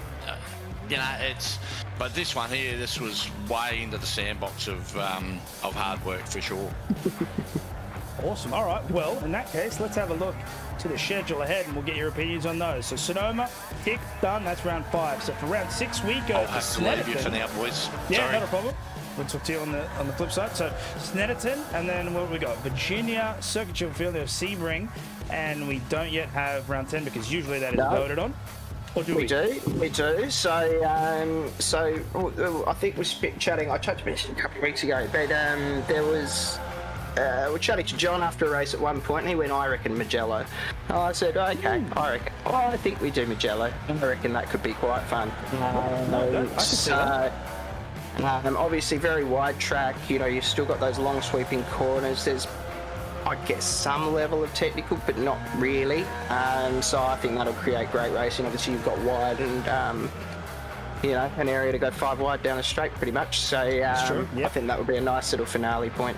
No, that's good. I think Magello's a good one. Chris is saying Sebring. Look, I like both. Yeah. Don't get me wrong. Well, Sebring we've would be got funny. Sebring in there. Oh, sorry, we do because Yeah. it's the Johnson. It's the Johnson. It's the cut one. That's right. Yep. We do. Okay. Well, you get the best of both worlds there. So Sebring, and then we'll go to Magello for that final round. Awesome. Okay, so just looking at the time here, we've still got a couple of minutes before we have to head over to Suzuka with Super Formula Lights. Are you racing in that one? No, I'm going to help you out on comms tonight, mate. Okay, beautiful. I was asked for my services, and as much as I want to race Suzuka, I can't leave you alone. So I'll help out on comms. I'm going to still try and do a quali lap, just see where you end up. Yeah, no worries. Yeah, I mean, get a feel for the track. Maybe it will help out tonight, right? Yeah, no, that's a good point. Usually, Zach would argue that it's a safety car heaven as he were. He doesn't like Suzuka at all. I beg to differ. I think that the Super Formula Lights, considering that's where they race the most, it's a big Asian circuit there, so we'll see how that goes. Thank you, Chris. I tried my best. I will say this. Look, it is an effort. I'm not just trying to make it sound harder than it is. When you're trying to monitor everything, you would have noticed that there were less camera cuts, and I do apologize for that, because just trying to do all the things at the same time is an effort. But I figured that that would be the more preferred option rather than me just having nothing, because it kind of... These cars aren't loud, and so the natural sounds wouldn't have been as effective as they were in, say, something like a production car or Super Formulas. But in any case, we got through that one, and Sam has said he will stay along for the second part here, where we go to Suzuka for the Super Formula Lights. So, before we head off, we'll thank our sponsors once again, because without their support, we couldn't do what we do, and they are the ones that are going across the bottom of your screen there. And then we will cut for a short break, and then we will return with the Super Formula Lights from the Suzuka circuit. And let me just double check the schedule here, because I believe they are there for... Is it a double race tonight? I think it is. It is 15 minutes to 25 minutes, so 2 races from Suzuka. So don't go anywhere. We'll be back on the other side of this. Catch you there.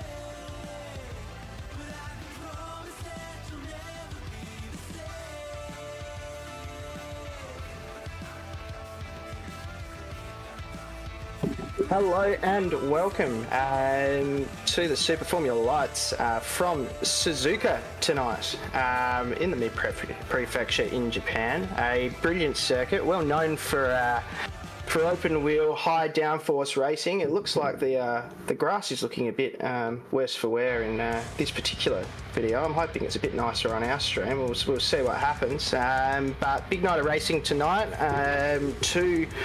Two sprint races, which will be brilliant in these cars, or is it 3 sprint races actually, potentially?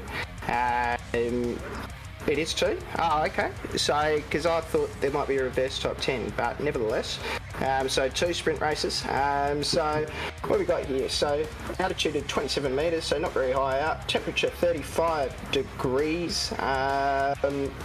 74% humidity and 24 kilometre-hour winds. So the direction of those might be interesting. If it's blowing up your back towards the end of the main straight, we may see a few people going around and locking up.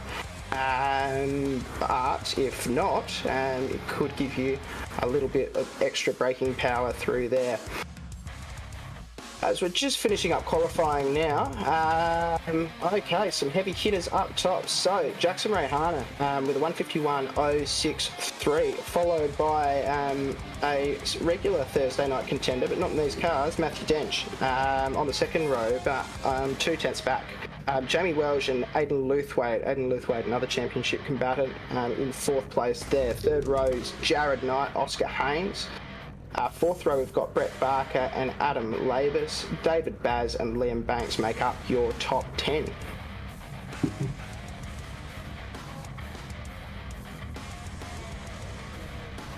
Josh Robertson and Bevan Moyes on the 6th row. Matt Schmidtke and Paul Wilson on the 7th.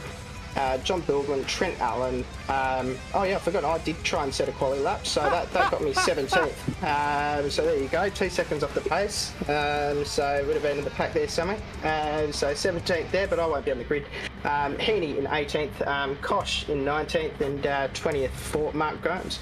We've got over 20 tonight, so 21 for Humphreys, Aidan Schultz there in 22nd, and 23rd goes to Brett Bradbury. None of the last 4 setting quali times, so we'll see whether or not they make the field as they all line up here. I'm expecting some pretty good battling tonight in some sprint races around here. There's spots to overtake, although somewhat difficult in some cases. But that S's section in a downforce car is beautiful. I just love the idea that we would have had an even grid being set a time. Good enough for 17. So it's like, Well, yeah, I no still got worries, the mate. option to grid up, should I? No, that'd be torture trying to commentate and race at the same time. So here we go. Yes, I've tried it before. It's I think it ended in a penalty. So here we go. So lights are on, and away we go. Good start for the leaders. Actually, pretty good start for everyone. Not seeing any particular wheel spin as we come up to the first corner. Jackson Rayhana leads them away. Welch really putting the attack on Matthew Dench, trying to go around the outside, but can't hold on to it on the cold tyres there. Luthwaite still sitting in 4th place. Haynes and Brett Barker up a position at the cost of Jared Knight. So it looks like a pretty clean start. Bevan Moyes is dropping down the order, so I'm assuming something happened to him, but everyone else seems to have made it through and is following in close company through the S's. Let's come down to the Degners. Harnett there. Ooh, shish. So you see that you can get very close to these cars ahead, and some of these cars will suffer aero wash, as we see Brett Barker getting overtaken there. Not happy with losing his positions, and is going to make it back. Liam Banks just behind as well, in the pink car, up 2 spots. So good start for him, and pretty good quality. Not too much movement throughout the field for a start. Luthwaite really trying to put the attack on Welch here. Luthwaite, a key championship contender, very, very good pace in these cars. So we'll be looking to try and go and take it up to Dench and Rehana up front. Look at the slipstream. So the slipstream in these cars is a bit odd. Wow, so they're going side by side through one, and he makes it through. So there is an opportunity to overtake in here, but nope, he blocks it off perfectly. So the question will be, if they're within that 5/10 mark going onto this main straight, there's potentially a chance of overtaking as you get to the end of the straight. If you're not inside that 5/10, there's very little chance. So David Baz in the Aston Martin livery is going to have a crack at Liam Banks here. Liam will try and hold it around the outside, gives Baz a huge amount of space, plays it safe, but looking to do the comeback, the Ricardo manoeuvre. Unfortunately doesn't end that way. That's good. There was another car on the other side, but all these guys still in very close quarters. The top 4, so Haynes has actually taken that position from Welch. He's up 2 spots. Luthwaite has also advanced there, and will be looking to try and catch Denchi. Lots of need. Oh, it's Jamie Welch. So Jamie Welch, after dropping a couple positions from a really good qualifying, has come unstuck there, and that's put the first break in this top 10 really. Let's see what happened. So he's coming too hot. Okay, yeah, so that rear's just got away from him there. He's just lit up those rears. Probably trying to avoid, you can really bottom out on the outside of that curve and lose a lot of speed, but it is generally relatively safe. He was probably trying to avoid that. So that actually puts a break for those top 3. So Dench, Luthwaite, Rehana have got 1.3 seconds on Haynes now. So they'll look to pull away. Luthwaite right on the tush of Dench. He's going to try and go around the outside, 130R.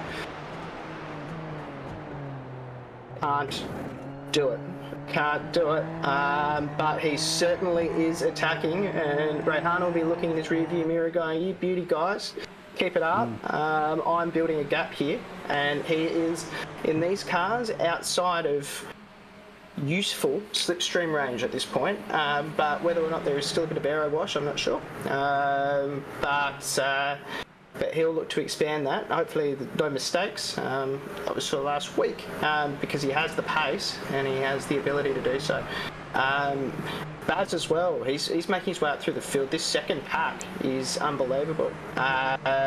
So that second pack is a pack of 7 cars, all in really close quarters. Baz has been able to negotiate his way through it up 4 spots, but 2 seconds down. Now we see too, Dench has actually fallen back from Rehana, so Rehana has been able to pull away to over a second gap, and Haynes is now bordering on being on the back of Luthwaite. So these guys are potentially breaking away. These packs keep coming back and forward with the way these cars drive. Yeah, we know that obviously this is outside of the comfort zone for Denchi. He's very, very comfortable in his GT3.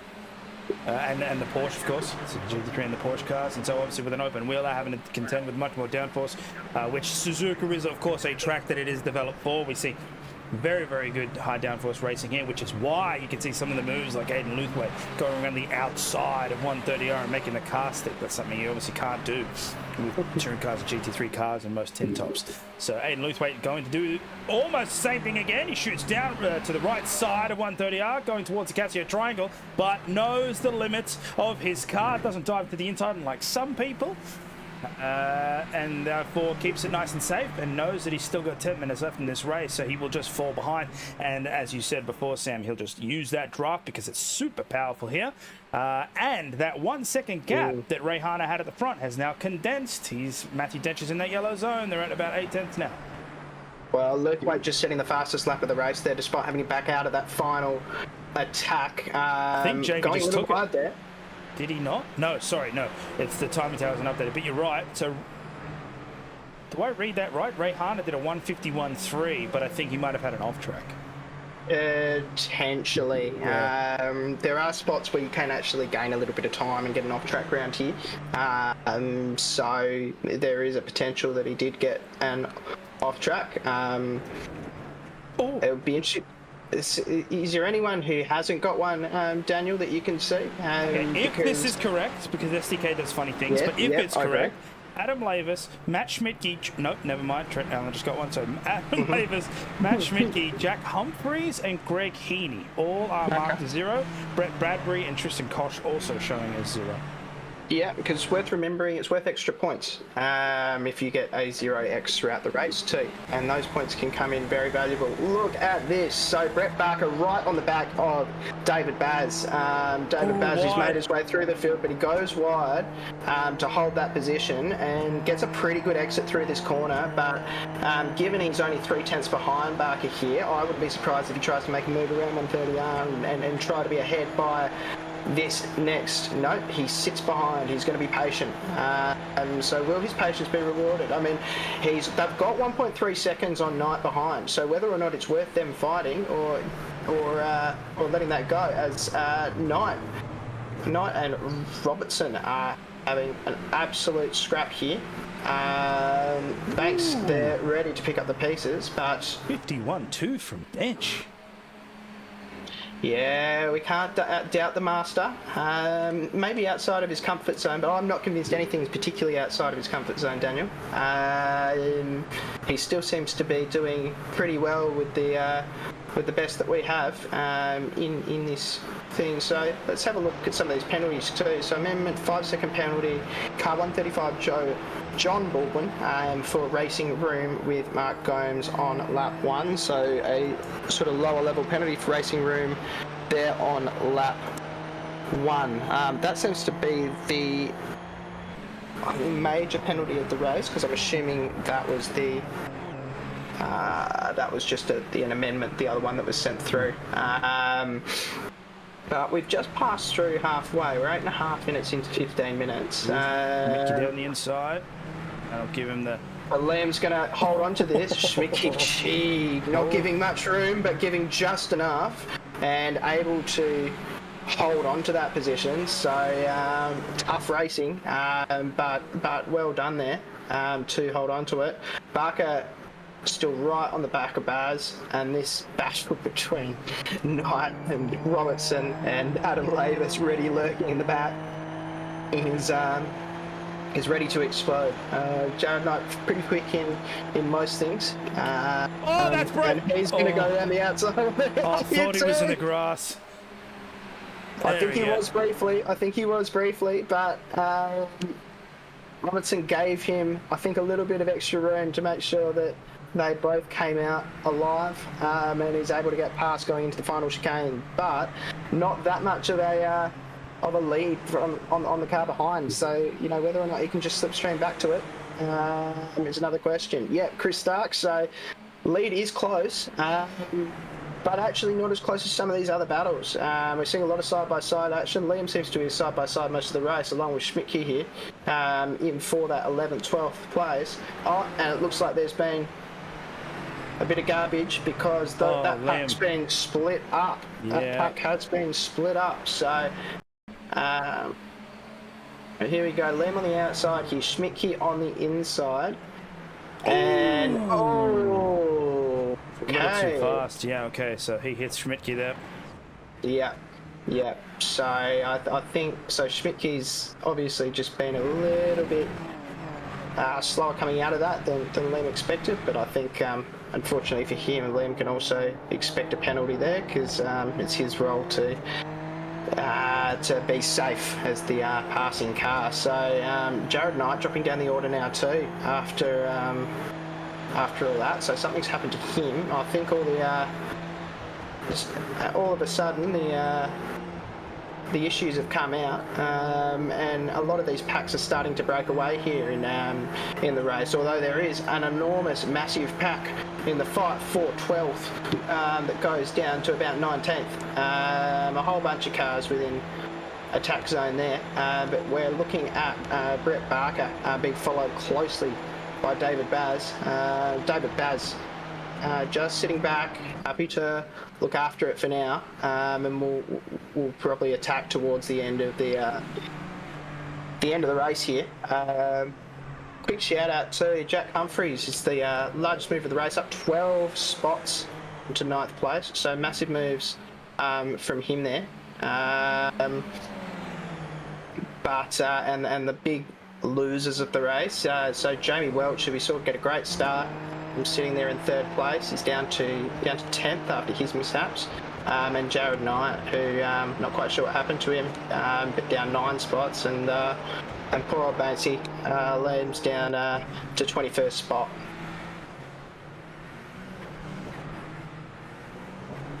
Ooh, yeah, too many beans. Sharp corner, spins around. Yeah, it's very easy to ask a bit too much of the rear tyres in this car. You just want to give it, and it does stick so often. But you can ask a little bit too much of it, and you've got to be careful of how hot those tyres are already. It can be a bit of a downhill spiral once you put a little bit of heat into them, and you can't bring them back. So there's more cars dropping down the order. Moyes and Heaney dropping down the order here too. So it looks like potentially separate incidents. So yeah, coming into the deck now, yeah. And just that rear goes on him once he's a little bit offline there. Is it the same incident? Heaney potentially has a similar incident here. Oh no, he went wide. Yeah. He went wide, yeah. And then he no way. Oh, when it rains, it pours. Oh, okay. So he was just thrown off by the car ahead, and all that's going through his head is, oh crap, do not hit the car ahead, and where do you drive? Yeah, that's not ideal, but nevertheless, we come on board with Matt Dench. He's just set the fastest lap of the race, mind you, and is well within attack race of Jackson Rayhana, even if he does take the widest possible line behind around turn 2 and lose about 3/10 from it. He is pushing hard to get Jackson here. I'm not sure if we're on the final lap. I'll just see if I can see a white flag. Can't see one. I'm not sure. I'm not sure if we're on the final or not. Yeah, what would it be? So, I doubt it. Where are we? Actually, I have no idea. It could be, couldn't it? Yeah. As they come around, I don't think they are. I've got a good feeling about it. I reckon we're going to get some overtime. But as well, Humphrey's up 13 spots now as well. Great race from him. But a lot of these packs have been neutered to a large degree. Dench still behind Rayhana, but that probing attack that seemed to be coming from him has pulled back a little bit. Still only 7/10 back, but not in that attack range that he was. He'll make up a bit of time through this section, and we'll see what he does through this final chicane, because that was where he ended up being the closest. This Baz Barker battle too has been teeing off all race. They're just about. They're literally. Rayhana is going to cross the line with literally nothing left on the lap to get a white flag. Look at that. Excellent. Excellent. 54. Excellent. So now we're on the final. Beautiful, beautiful. You are getting your money's worth tonight, ladies and gentlemen, as Raceway sets the fastest lap. Can he make a run from it from 1.25 seconds back in 3rd place? Denchi 6/10 back. He will do his best, but it's going to be a hard slog. Humphrey's up another spot here. He's going up the inside of Adam Lavis into this first corner. Lavis lets him have it for now, knowing he'll be able to fight back, hopefully, towards the rest of this lap. Pretty safe and mindful driver, Adam, in these cars, which is why he's sort of able to sort of sit at the top of those championship points, because he's usually getting points, whether or not they're at the top of the table. Running the V-Cub Miami livery. Looks really nice in the SFL. It does, doesn't it? I was just thinking that. It's a hell of a lot better than what Ferrari came up with. thank you, HP, for your work, and Lewis Hamilton for draining their pockets, and potentially Adrian Newey, but also. But nevertheless, Adam gets fast again here. That's massive. So massive under brakes there. Well done, pulled that up, and then the question will be, Humphries, does he do that? What we've seen a number of times now tonight, that overtake around the outside 130R. Now this battle that's been going all race, they've been doing well. Baz on Barker. Baz now within that 3/10, he has been most of the time, but has just been biding his time. Can he make it up through this section of the track, this long straight section? It's going to be hard, but I reckon it will be side by side when they go into... He's in the car! Now, I don't know how far out that camera is, but that was remarkably close. He's going to try and cut back, but he's just been slowed up on exit there, and I don't think we'll be able to get through on Barker. Jeez, aren't they close coming up through there? So, as well, Humphries... Lavis. So Lavis and Humphries have got into it. Humphries actually jumped on the line by Welch there. So Lavis has gone a little bit deep in there. He's come out. Is there contact? Is there contact? There's contact. No. There is contact, but was Lavis a little bit wide of apex there? That was an interesting one, right? Now, jeez, what an odd contact. That is so unfortunate for those two. I would love to look at another angle of that, but God, there's some close finishes on this. So Lavis goes deep. Humphries tries to cut back here. Can you go on board with Humphries?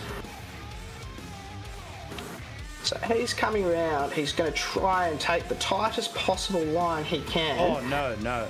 He's turned into Lavis ahead. He's turned into him, yeah. He's turned into Lavis ahead. So that's unfortunate for Humphries. He had such a good race, and I guess the thrill of trying to have that close finish, I think might cost him in the penalty room.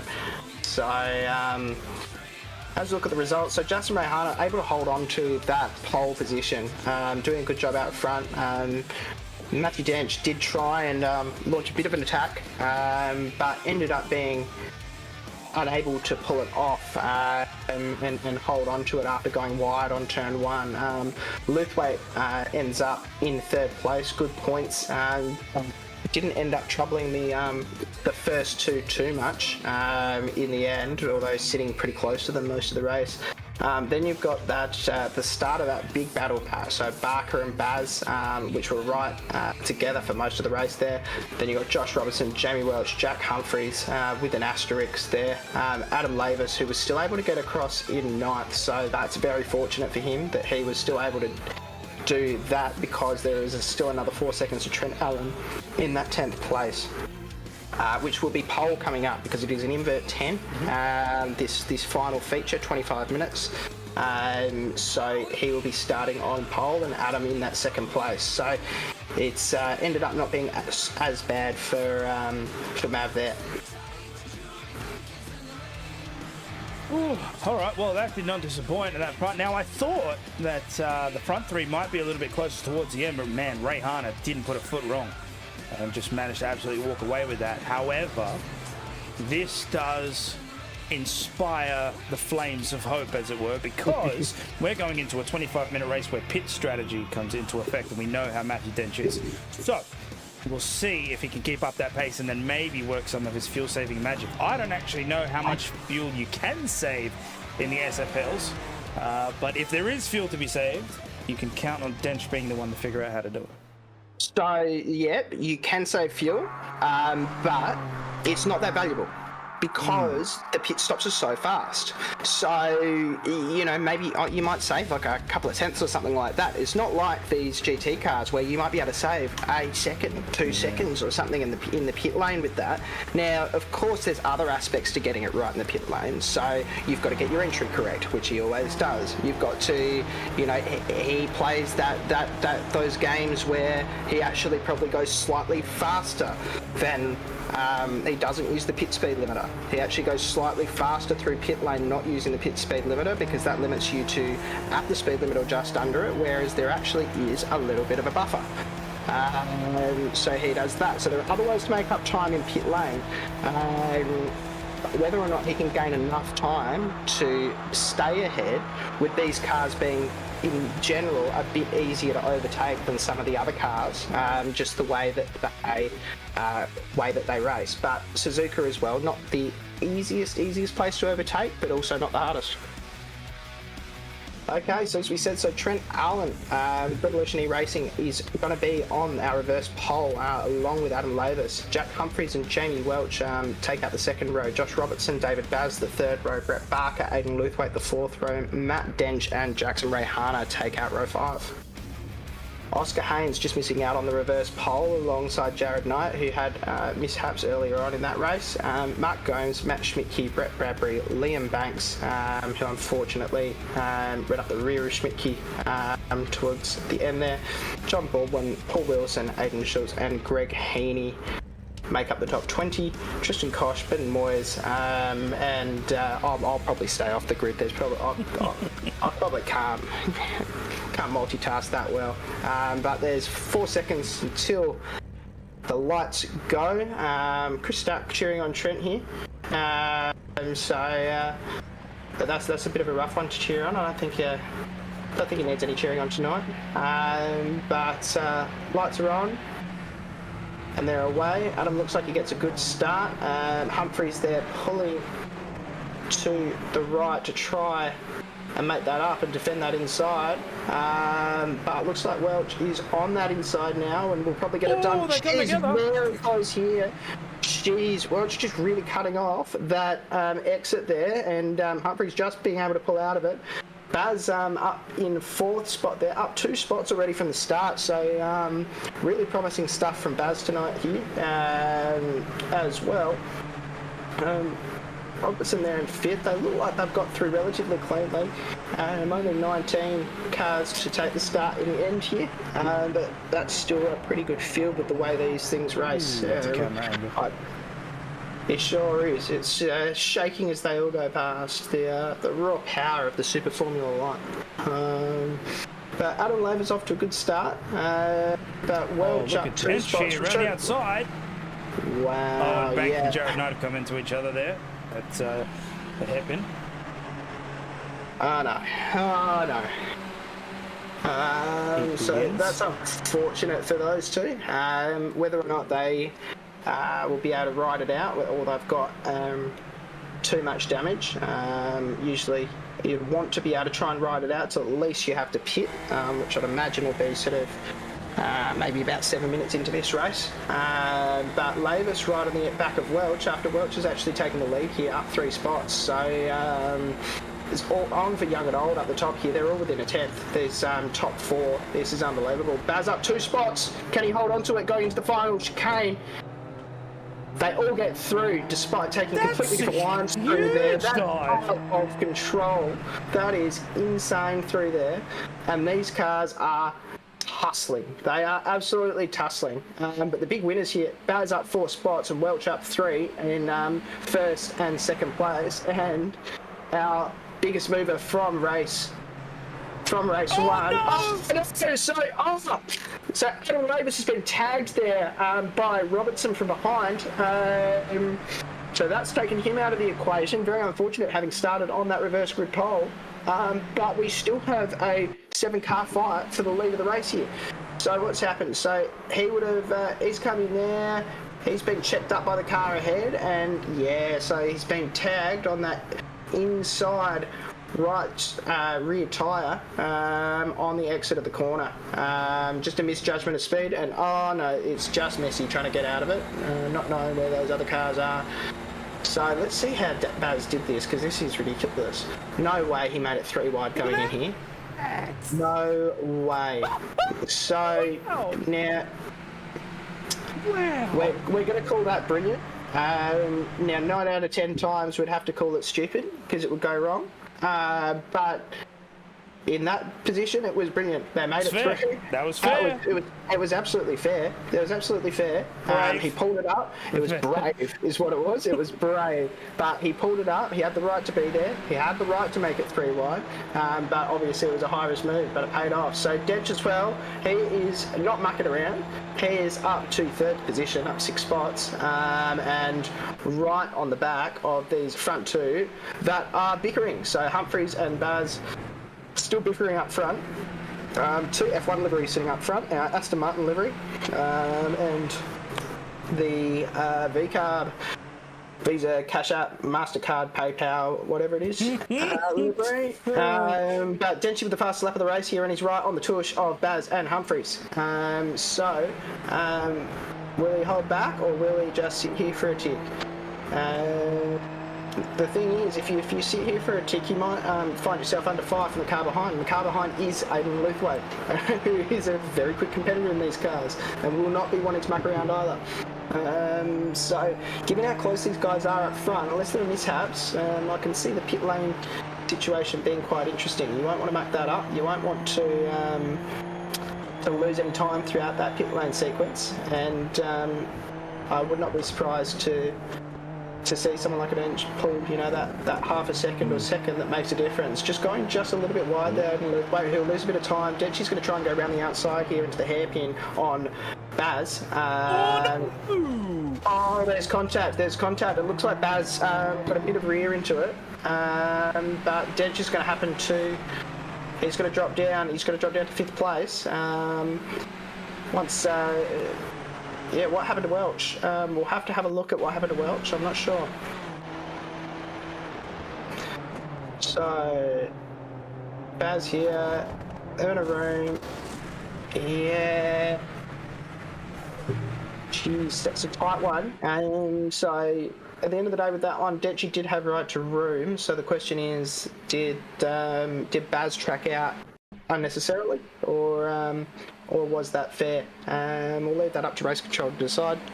Club President Joe Checker-Baldwin in the race control. What was that? Oh my Lord. That was such a snap. What?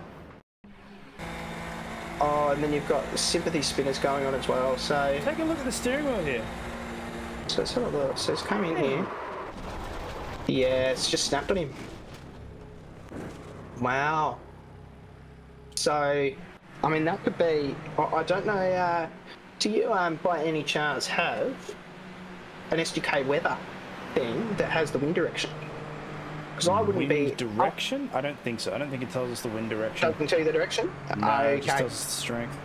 Okay, because I'd wonder whether or not there was a bit more wind coming on your rear wing going through there than what you're used to. Either that, or he's got his rears a little bit lit up in that final chicane there. It's a massive snap, massive. You could see just a slight correction, and then it just gripped up on him. So when he went left, that just exit stage. Like, whoa, that's really rough. Because you can't come back from that. He snapped that rear wheel off. I don't know if they get a fast repair in these. They should. Yeah, they should get a fast repair. So he'll be able to tow back to pits and take a fast repair. And he's probably deep enough into the race that he can fill up to the end. So he may be able to rely on pace to try and bring back a little bit of a position here, but at the end of the day, the tow truck is a lot slower than the Super Formula Light around this track, so that will cost him quite significantly. Another crazy one too is I was going to mention before all this started kicking off that Ray Harner was actually getting left behind because Luthwaite and Dench managed to put Barker between themselves and Ray Harner, but then once David Baz and Dench came together, Luthwaite had to slow down to avoid the accident, and Ray Harner shot up on the inside. So look at him, he's now in P2, 8 positions gained for him at the start of this. Jack Humphrey's doing an excellent job out the front. Go, son. See if you can hold on to that as Ray Harner sets the fastest lap, 151.049. So that's worked really well in Ray Harner's favour. He had a very good race 1. He ended up in P, taking the top spot. So we'll see if he can do the same here in race 2. Yeah, absolutely. So, actually, do you have the championship points here, Dan, by any chance? I don't have them set up on the on SDK, unfortunately. That's all right. I'll have a quick look on my side because I think this will be quite valuable for his championship hopes if he can hold on to it. So 10-second penalty to car David Baz, okay, for Racing Room on Matt Dench. So that's that incident that we saw earlier. Joe deciding that, Baz did actually track a little bit wider than what would be appropriate when you've got a car on the outside, and given a penalty for that. So, unfortunate for Baz, he has dropped down the order from a very good position otherwise. So, but he has pitted. Maybe he can make it to the end. We'll see what happens there. So look, so the fight for 10th place here, so Heaney right on the back of Knight, right within that attack zone, so 4.5 tenths back. Heaney up 9 spots, so some really big movers here actually. In fact, the entire top 13 is up positions. So big shout out to Paul. 6. Yeah, exactly. Paul Wilson up 12 spots, to 6th place. So doing a really good job getting around all these incidents and making it up there, even before the pit sequence. But he's got Oscar Haynes for company, taking the full-on defensive line there. So not interested in being dived on through that section, Paul Wilson, but Haynes only 3 tenths behind, may try and make a move into this first corner, but Dench is right on Luthwaite as well. She makes up a lot under brakes. We've seen Dench go wide on this turn 1 multiple times when we've been on board with him. I don't know if there is any intention towards that, or if there's aero wash from that car ahead that's turning him off. But we've seen that a couple of times now. And it's raining. It's raining. Oh, okay. So now this is very, very interesting. Now I'm actually the server, so I'm going to have a quick look at the what we've got on the agenda. And I don't see, it's not heavy rain, but it doesn't look like it's going to stop for any significant period of time till the end of the race. So now this plays out in a very interesting manner. Can you just put the tyre graphic up as well, please, Daniel? Because I want to see if any of these guys that have already pitted have seen this ahead of time and put some wets on. They'll be able to go for probably anywhere between 2 and 4-ish laps outside, while it is still raining, before it starts to get a bit dicey. That's generally roughly where it ends up. But in these, once it does get dicey and those tyre pressures and tyre temperatures start to drop, it gets pretty scary, and you don't want to be hitting those white lines or anything like that. So they're all on dries. You can see it there just on the right side of the name. So yeah, all on dries. Nobody has done any sort of switch. You can see the pit lap just on the side there. So only 3 people have done that. Liam Banks is out, so we are down to 18 drivers now. Rayhana and Luthwaite in the pit lane. We can see the water coming off the track now too. Yeah. So this might be significant enough to warrant a tyre change. It will be. They will have to change tyres. There's no doubt they'll have to change tyres. The question is when. So at this point, I think Dench and Humphries have actually made the correct decision in holding off. This lap should be okay, but it's risky. But I would probably consider pitting towards the end of this lap because, yeah, look, they're starting to get slippery. Yeah. Also gives you a chance to get a little bit of heat into those wet tyres before you go around. They're starting to look a bit slippery here. You can also see on the timing tower and there. And he's off. Okay, so now this is getting very interesting. So when we look, I didn't actually see what the gap was going into pit lane, but I'll be very interested to see what this in-lap is compared to those other laps of those around him, because they're clearly starting to struggle here on the dry tyres, and I can imagine anyone who has not pitted as of this point will be pitting at the end of this lap, just given how slippery it's starting to get. Wow.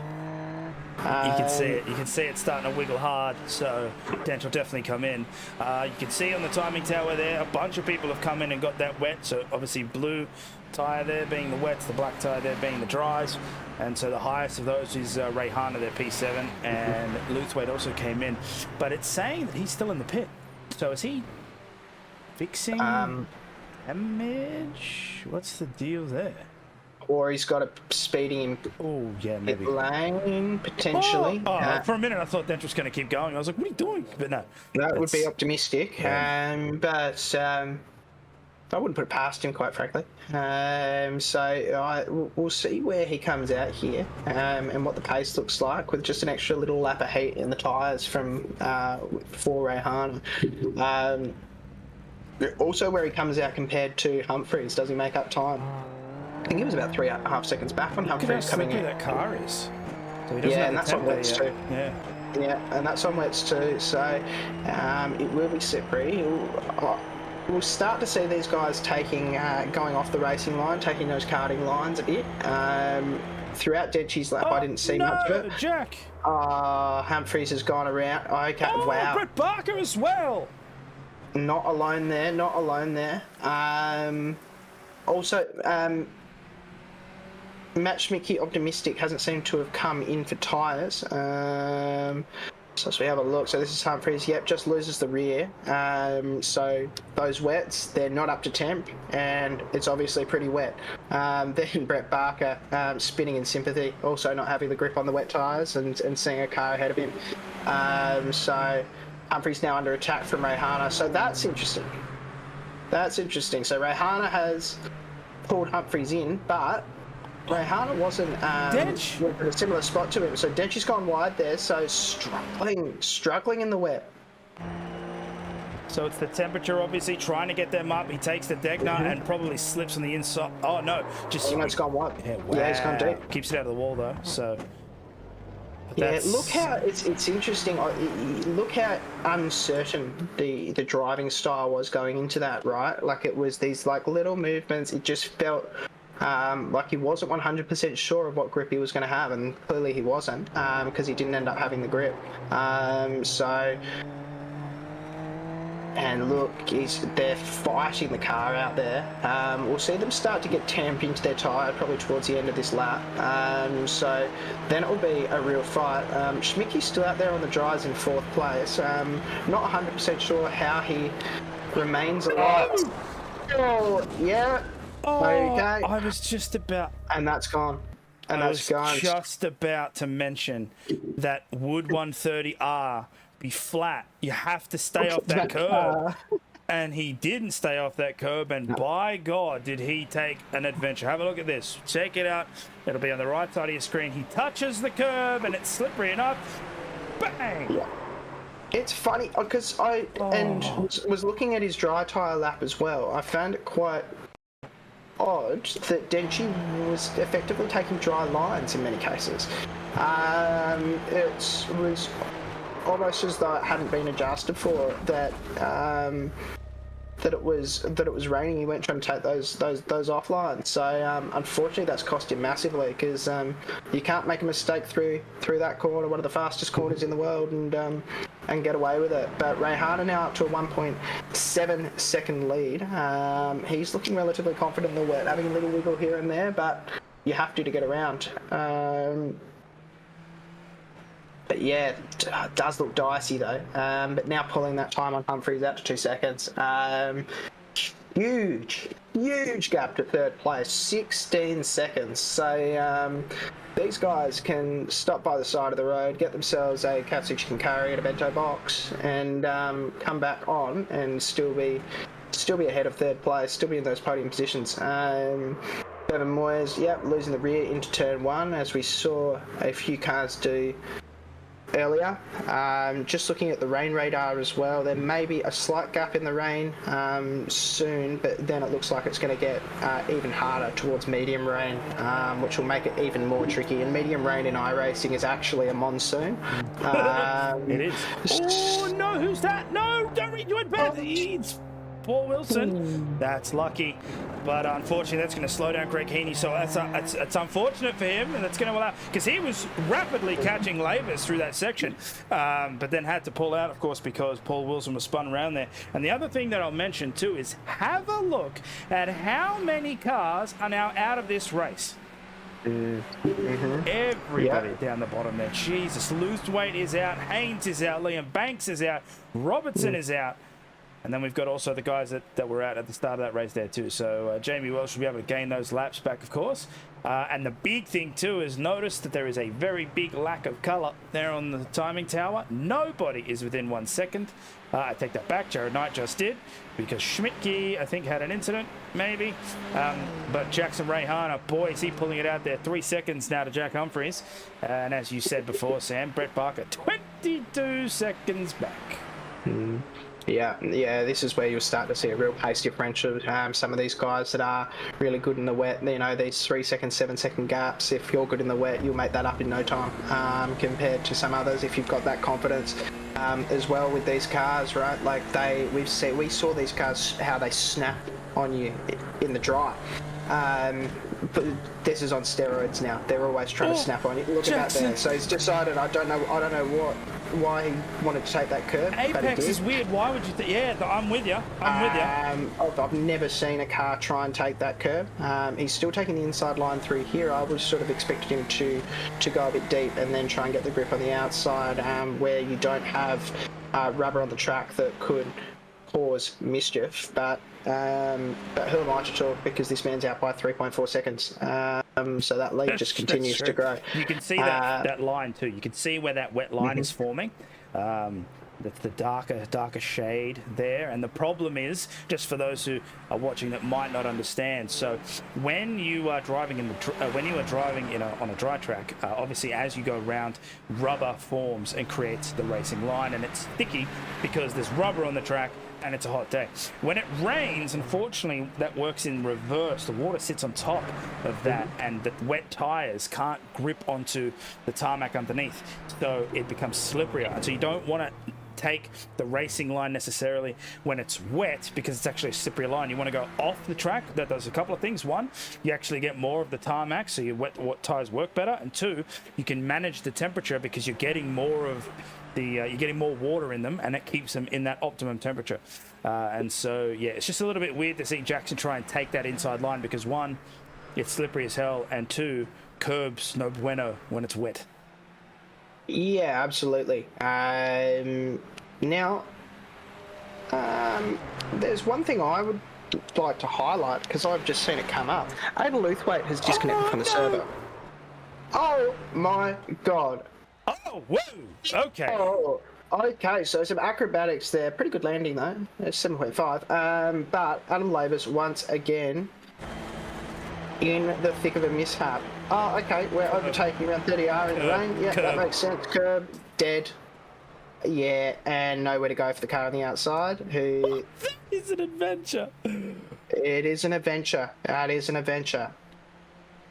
But yeah, unlucky for those guys, and not entirely surprising around that corner in this sort of weather. So we are still watching a replay here. No, that's not it. Let me see. Where? But yeah, I need to see what happened to Luthwaite, because he is our main championship combatant with Jackson Rayhana. So just a quick update on the points. Jackson Rayhana 232, Aidan Luthwaite 214, David Baz in third in 187. But that second place combatant is no longer in the race. So I would be very interested to see where he's ended up. Luthwaite had an extended pit stop. So what's weird to me is he jumped to the pits and then just didn't come back. So here's the last incident recorded of his. Oh, hold on a minute. What happened here? So he comes out of the pits. Okay, so it's coming out. So he has exited the pits. So we saw a bunch of people lost it in the first corner of it. Yeah, he's just, once again, we saw it so many times, lost that rear. Yeah, that's a big hit. That's a big shunt. Oh, look, no, his engine's gone. Smoke. Look, it's chugging. He's done his engine. Oh, that is such bad luck, because I looked at that and went, my God, the car looks relatively clean. But clearly he either bumped his gearbox or his engine or whatever. That's that's a disaster for him. Just coming out of pits too, so he's already taken that hit, and he's decided not worth continuing to fight out there tonight. So that's a massive win for Jackson Rayhana to be able to extend that championship lead, especially with third place contestant David Baz having that mishap early on too, that has shot him right down the order. Now, wow, hold the phone. So what's going on here though, right? So Rayhana down to 1 second gap over Humphries. Humphries has made up a lot of time here. So either something's gone wrong or... and I wouldn't be surprised if we see some pretty significant changes in pace coming around here, because the rain's getting heavier, and that's going to be pretty tough for these guys to handle in these cars. Let's have a look. So he's taken that inside, he's gone very wide. He's lucky. The Degner, and then he's gone... He's so lucky. So he's done okay through there. I mean, it looks dicey, but that actually isn't that slow given the condition. He has no threat too. Keep in mind, right? You've already mentioned it. So Luthway out, Dench out. Well, he's not out, but he's down there in P14, right? So all Rayhana has to do now, there's only 2-something minutes on the board. He just has to keep it nice and consistent. He can let Humphries go past. That's not a threat in the points. So just keep it together, man. Keep it nice and consistent, because you can see just how much water there is. You can barely see some of the cars when they're in that spray. So you can throw it away. We've seen multiple cars now go through 130R, hit that inside curb and fly into the outside barrier, which is exactly what that corner is meant to do. That is why it's designed that way. Once upon a time you'd lift through there, but as technology gets better and better, you can just keep it flat, but obviously not in the rain. So Rayhana will go across, and I believe this will be white flag. Yes, you can see the flag waving there on the side of the screen. So it is last lap. Yeah, he's taking it very easy, because I reckon he lost about 6/10 through 30R there. I just trying to take it very easy, knowing how dicey it is. He's got left tracking ahead now too, so this could cause problems. A lot of cars have transferred pit lane for a second time here too, so I don't know what's happening there, whether or not they've had incidents. Look at all the water that is pooling on the inside of the S's as we come through here. Just Rayhana to take it relatively easy. Humphrey's still on his tail though, only 1.4 off, so he's ready to pounce if there's any sort of error. But who isn't ready to pounce is literally anyone else. With Barker down 35 seconds on this lead. But the back markers are causing Rayhana problems here. They are going to cause Rayhana problems here, and they may just clear a road for Humphries to make an attack. He's within 7/10 now. 7/10 in this sort of weather is nothing. If he can get the right exit on a corner, this could be on here. This is outside of Bradbury and Kosh for 11th spot. This is the closest battle of the racetrack, and it's the battle for the lead. Yeah, I can hear Joe in the background there. Joe, do you have something to chime in? No, just how exciting's the race been. It's typical Suzuka weather, right? It rolls in halfway through the final race. It's I'm not sure what's going on with. I think Matt Schmidtke, he carried on for a long time on the dry tyre. He was probably 6 or 7 seconds a lap slower, but he persevered with the dry. So it'll be interesting if we can get him in here. We'll try and find out what his reasoning for staying on the dry tyre for so long was. It might have actually cost him some positions, but he's still in there in 9th at the moment. Yeah, absolutely. It'll be interesting to see what happens. So this is just this final section now. So we've seen Rayhana lose time through here, and he loses time again. This is down into attack range for Humphries behind. So will Humphries be able to get a decent enough exit? That's suicide. That's suicide if he tried to do that. It is suicide, but do you know what else is suicide? Jackson Rayhana going directly through a puddle on the inside there. So, but he was able to get away with it. He's right there, though. He is right there. That's a good fight back from Humphries. A great race from him. That comeback there. So, but Rayhana, the man of the moment, pole position. First race win, second race win, and will hold and extend his lead of the championship. What race tonight? That rain came at a cinematically perfect moment, I tell you what. It really did. It caught me by such surprise. I switched to the wide angle and I'm like, hey, those are raindrops. Is it just me, or was there? I didn't see clouds approaching or anything. I don't know if I just wasn't paying attention, but I just didn't see it coming. Even with Starkey telling us rumours that it's going to rain at Suzuka, it just looked so dry beforehand. Bit of surprise Suzuka weather. You love to see it. Now as well, so John Baldwin's just crossing the line now. That's how big these gaps got. Like a minute back, really, John Baldwin in 4th place there. So it really was. If you could keep it clean and maintain anything within, sort of 2-second pace of those leading packs, you were going to be in the top 4 in this race. But John Baldwin, Paul Wilson, Greg Heaney, special shout out, up 13, 13 and 14 spots respectively. Greg Heaney getting the hard charger there in 6th place. So massive effort from those guys to keep it clean in the rain. Lavis in 7th place, Knight in 8th, Baz in 9th. Or I say that, but once again, it hasn't finished as of yet because of these massive gaps that have formed due to the rain around this track. Schmidtke looks like he'll hold on to that 10th spot though. What's happened to Jared Knight? Yeah, he'll get 9. Jared Knight's dropping down the order. Jared Knight is dropping down the order. So there is still mayhem going on here. Oh no. Not through here. No, don't. Bang! Oh, mate. Oh, you'd kick yourself for that because he wasn't under pressure. It wasn't necessary. You could lift off, but instead hit that curb and it was game, set, match at that point. At the end. Oh, no. At the end. That sucks. That curb is playing so many lives tonight. As it does. I mean, it's a bit dicey and taking that, in the dry. So to look at that curb and go, yeah, I'm going to take it in the wet, it's pretty optimistic. But nevertheless, so look at our results. So Jackson May Highland manages to hold off a hard charging Humphreys, 4/10 in the end there. But Brett Barker and John Baldwin, the AHR Media duo behind in 3rd and 4th. Paul Wilson, Greg Heaney in 5th and 6th. Adam Maverick, David Baz, Matt Schmidtke, who made his way around for quite a period of time on dry tyres in 9th place, and Jared Knight still able to take out 10th position, just given the gaps were so large. Everyone else behind him was lapped by the leader, so did not have a chance to overtake him. Kosh in 11th, Bradbury in 12th, 13th is Moyes. Denchi ends up in 14th place, down 5 laps, leaving after his incident.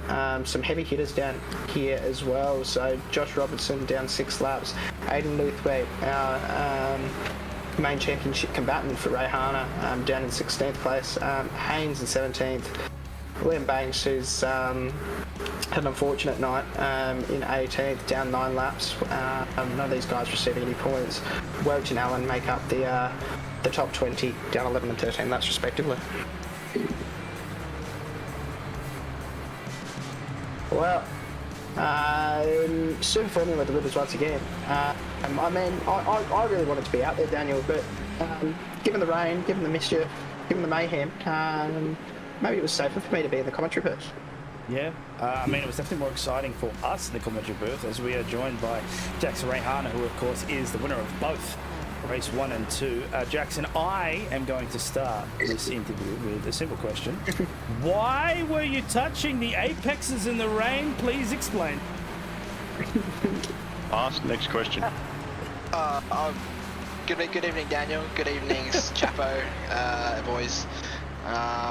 Look, to be honest, both those races, even though I was leading, it sucked. Like, leading Dench is just, oh mate, you sweat more. You sweat more liquid than you think you've got in your body, and then in the rain, it's like you've got a very, very hard charging Jack Humphreys behind you, where he's just watching. Like, he is just watching the track condition. Like, I'm basically going at it with no idea how much grip I'm going to have, and he's literally looking at going, right, yep, he's got that much grip, so I can go a little bit quicker. And like I could feel that the whole time, and yeah, it was hard fought, but we had a few close moments, but yeah, I got made it to the end, and yeah, oh man, yeah, that wasn't easy. Yeah, it didn't seem easy across the board. Once that rain kicked in, we saw so many cars come in to put on wets, cold tyres come out of that pit lane, and that first turn just yeeted them straight off to the left. That's what it happened to Aiden Lewthwaite. He comes out, gets caught up in the cold tyre scenario, goes right off the track, hits the gearbox and blows the engine trying to rejoin onto the track, and that's his day done. And then we saw a couple of moments from you. You come into the Degners, and yeah, you took the apex line, the car unsettles, you go a little too wide coming into Degner 2, and luckily for you, you backed off and you put on that brake. You could see the front tyres lock, but you didn't skid off the track. You managed to stay on the black stuff, so it worked out well for you. But what we couldn't understand was, maybe it was just because you're in the zone and you're driving it, but you just kept taking like the apexes, and I'm thinking, but they're wet, like why? It worked for you in the end, let's be real, but as you said, Jack Humphreys was really clocking down the gap by the end of that one. Yeah, absolutely. I mean, he was keeping me honest, and yeah, like, to be honest, I wasn't sure quite how wet the track was. To be honest, I don't think the ideal racing line was the worst place to be until about 3 laps to go.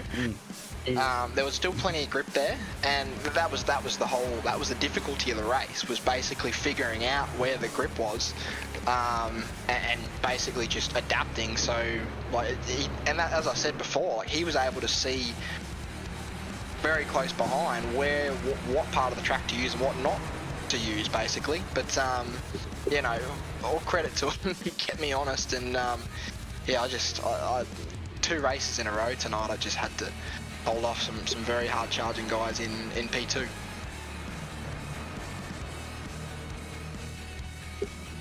Well, yes, absolutely. So, I guess this makes your championship look pretty good now, Jackson. Already out ahead, and by a few points, and now with the Bluthwaite parking up, and Bad's not having as good a night as you have. How are you feeling looking towards the end of the season? Is there any tracks that you think might trip you up? It seems that rain doesn't trip you up, which is always a potential leveler, but it seems you're able to sort of harness those skills within the rain as well. Was there a key to that as well? Just don't panic. Basically, like, I think most of the time, like, and I even, I nearly get sucked into it. I'm like, crap, it's raining. Like, but you see when the spray comes and it's like, okay, the track's declared wet, cool, put wet tyres on, go out, and then, as I said, the hardest bit was probably just finding where the grip is, but most importantly, not panicking. Like, if you get it wrong one lap, it's like, okay, well, that didn't work, so we'll maybe try something different, or if that works, then okay, I'm comfortable in this part of the track, I'll just use that. Like, it's just not panicking, and no matter, as you saw, like, obviously the results were quite attritional, so as long as you just basically kept it on the island, you pretty much had to worry about one guy, which was Jack, which, as I said, he was not going down, he was not going to die wondering, but yeah, no, that was probably the hardest bit, just not panicking, and that's what I think, that's the mantra to use for the rest of the season, basically, is now that we've got an advantage, perhaps, over Lewthwaite, just, if you're sitting in a pack, or, you're buried in the field, just don't panic too much, just take your time, trust your pace, and use it to methodically get through the field. Yeah, so I assume that's what you were doing. You weren't pushing too hard too early to try and make overtakes that I guess you could make later, which I think is probably key to, reverse top 10s can be a killer for drivers that, maybe how to get quick, have a quick quali and have a quick first race, but having to cut through that field and avoid incident can switch them up. But no, you're able to get through tonight, so congratulations. Anyone you want to shout out before we jump around? Shout out to John at Flash Graphics, once again giving us a hot new paint. for this round, and we'll stick with this one for the rest of the season, I think. Also, shout out to Jamie Welch. Like he's in and out, unfortunately, because of work. But yeah, it was good fun to have him alongside me tonight, and yeah, we're trying to learn off each other throughout the afternoon, and yeah, it definitely helped me. And even though he bowed out, unfortunately, at race 2, he stuck around to give me a hand, which was really cool. And yeah, shout out to the Summit Sim Sports guys. Liam Reston. He actually made it possible for me to attend tonight. I was probably a couple of nights ago, I was very much in doubt, but because we work at the same place, we did a shift swap-a-roo, and yeah, so that's a funny thing. Even when Liam's not entering races, he's still winning races. Well, yeah, no, that's a massive benefit for you. At least you made it worthwhile, by getting back points. But yeah, well done, John. Thank you. We've also got John Wilson Brickini in the box. I've no idea who jumped in first. I'll jump to Paul Wilson first. Yeah, pretty good races from you. I believe you got a little bit unlucky in that first race in the end after having a good one, but we're able to make it from 18th to 5th in the second race. Walk us through the night.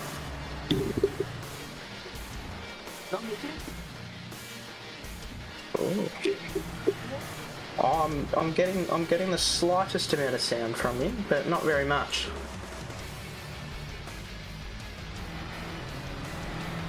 What I might do, Paul, is if you want to do some testing on that, I'll jump to Greg Heaney in the meantime. Same question to you, mate. Ended up in 6th place, up from 20th spot after having a mishap in the first race. Great result, being able to keep it on track. How'd you find it out there? How'd you find the conditions? Challenging, which is always fun. I did some practice yesterday with Aiden. I think I was about a second off his pace, which is probably about all I could get out of the car. But yeah, once the rain turned up, and it's like, well, I've got nothing to lose. I'll go and get tyres early and persevere. And Aiden and I boxed on the same lap, and he's, I don't know, 10 seconds ahead of me. And he's then, yep, I'm in the wall. It's like, okay, so take it easy through turn 1.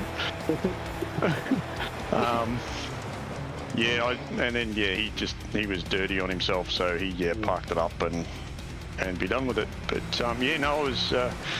Don't ask me about Degner 1 because I don't like that corner in the wet. I managed to pirouette through that one twice, and I think I gave Matt Schmidtke a code brown at some point because I think pretty sure he was behind me when I did one of them. But no, yeah, a good night from my standards, managing to finish in the top 10.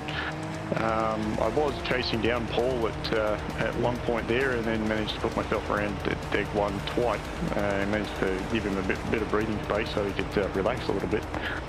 But managed to close him down on the last lap. I think I ended up within a second of him just as we got to the line. So. Yeah, no, it's between you, John, and Paul, and that sort of 4th, 5th, and 6th place. There was certainly you were the hard charges, up a whole bunch of spots. Oh, okay, so there's one example of Digna 1 for you. That's yeah, there you go. No, I mean that we saw people getting caught out in that corner in the dry. So in the wet. Well, that was that one that we've just seen. That was when I decided, you know what, I'm going to get wets and put them on, and then I still did it twice, even on wets. Yeah. But as you were, as Dan was screaming out at when I jumped in, when you guys dragged me in the channel, is that why were you touching the apex? And yes, we don't ask these questions. Yeah. How did you find the warm-up on the tyres? Because we saw a number of guys, because obviously you had Aiden who went around the first corner. He was not alone. There was actually quite a number that I think overestimated the grip of those tyres going into turn 1. How do you find the warm-up and finding what lines you could take? Interesting, we'll say. No, it was just a case of just somewhat tiptoe around without sending it too hard on the first few laps, just to get them up to temperature, and then as Jackson was saying is just a matter of finding where the grip was to be able to keep it pointing in the right direction. Yeah, absolutely. Dan, have you got any questions for Greg before I make my way around, see if Paul's fixed his mic and speak to John? Nah, mate, just look, a good job there. 14 positions gained from you, so Charger coming up the field there. And yeah, I wouldn't feel too bad about the spinning because, like Sam said, everybody went for an adventure. Some harder than others. I reckon a handful of those places I got were not legitimate overtakes because there was a lot of passengers parked on the side of the road. Every overtake is a legitimate overtake. Yeah. Never ever said that. If they're not on the track, it's their fault. Okay, we'll look at it that way, Dan. Unless you're Adam Lavis, in which case he got taken out. But in any case, not crashing is part of making positions. That's so, right. I think Adam was a magnet tonight. Poor bastard. He got taken out at the end of race 1, and it was horrific. Because the speed at which he went, into the wall, the only crash that was more severe than that wasn't his, because he did the same thing at 130R, and Bevan Moyes ended up upside down, was Jared Knight on the last lap, and he did the same thing. He hits the inside of 130R and goes at light speed into that right barrier, as we see you show us the... Yeah. The second deck. Just touches the wheel. Luckily, the toe didn't break there, otherwise that would have been fun. Oof. Yeah, that was my outlap. And it's just like, yes. Yeah, no, I did see Jared Knight parked up against the wall. It was a huge shunt. Yeah, I didn't see it happen because I'll see if I can find it here for you. Hold on. Because I had Paul's spray in front of me, and as I come around the corner, it's like, oh, there he is. So Jared Knight touches that inside curve. Bang. It was huge, massive shunt. Yes. Well, congratulations to you tonight, Greg. Up 14 spots in that final race to 6 spots. So well done, and I look forward to hopefully racing with you next week, depending if Zach wants to rock up for work. All good. Thank you for the time, boys, and cheers to Joe for putting in his time for race control. Yeah, absolutely. Okay, so Paul, how have you gone with your microphone? Are you in the same room as it yet? Wow, it does sound like it's really... hang on. Still I'm convinced I reckon it's just like on a computer that's about 3 meters away. Yeah, it's just coming through, but it's very faint, Paul. Unfortunately. We've come onto the screen right at his best moment too. No, I didn't plan that. I swear, I didn't plan that. Oh, no, I think you're coming through now. Okay. It's a bit better. Yeah, it's improving. That's improving. Bloody Discord keeps flipping the default settings on me. Sorry about that. That's all right. I regularly have rubbish sound over the mic, so I've set up a separate mic tonight for that exact reason, so I completely understand. We're loving your commentary too, Sam. Keep it up, mate. Get back in the car, of course, but you're sounding good, brother. Thanks, mate. Thanks. No, we'll jump in tonight. We can't leave Jan alone all night. But it was actually really fun to commentate, Vol, and part of it was your race. You know, part of that hard charger crew that's up 13 spots in that final race to 5th position. Walk us through how you did that. Mate, the goal for this season was just to try and get a top 10, so mission achieved, you beauty. Five, mate. Top 5. Yeah, top 5, yeah, that wasn't even on the radar, so I'm very happy with that. So, more rain, thanks, that'd be good. It's the last couple of weeks I'm starting to feel a bit more comfortable in this car. I don't race a hell of a lot, so I was purely just doing the Porsche races the last couple of years, and Thursday night's my race night, so I'm jumping in this now and starting to feel a bit more comfortable, particularly with the brake pedal. I've just been a bit nice to it and starting to hammer it a bit harder. So, I had a few misdemeanors. I've had a rough season, to be honest. It's taken me 4 rounds to get past lap 1, corner 1, but Portimao I did okay, and apart from I stuffed up a pit entry and copped a 40-second penalty, and about a third of the way through the race, the dog sitting next to me cut the most awful fart I've smelt in years, and I had tears coming out my eyes, and I spun out badly. But anyway, got through that, and tonight felt really good. I had a couple of stuff-ups, and I had a bingo with John at one stage, but these things happen. But second race was all right, and then the rain came down, and I got away. I spun in exactly the same corner as Greg a couple of times, but fifth, got to be happy with that. So yeah, it's worth a visit to the broadcast booth. No, absolutely, it's worth a visit to the broadcast booth. No, fifth from 18th, right? Like that's a massive gain, and as Greg said, not a lot of them are legitimate overtakes. No, like keeping it on the track in this weather is completely legitimate, because these things love to just go on you. So how do you sort of, I guess, play it safe in the wet? And obviously you had mishaps here and there, but nothing too serious.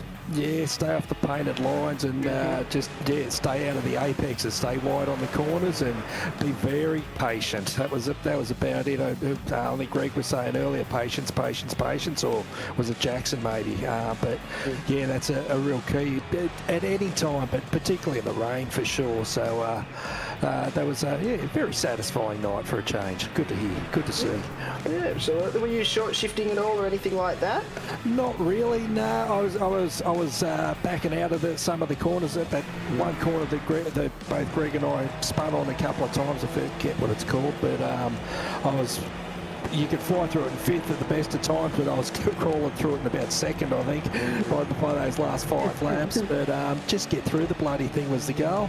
And that was just nice and gentle as she goes. And I did an AI race with the rain a couple of nights ago, and so I'd had a bit of a go, so had a rough idea where the lines were going to be. But that one corner just got me a couple of times. But yeah, thankfully got away with it. Got a fifth. Happy days.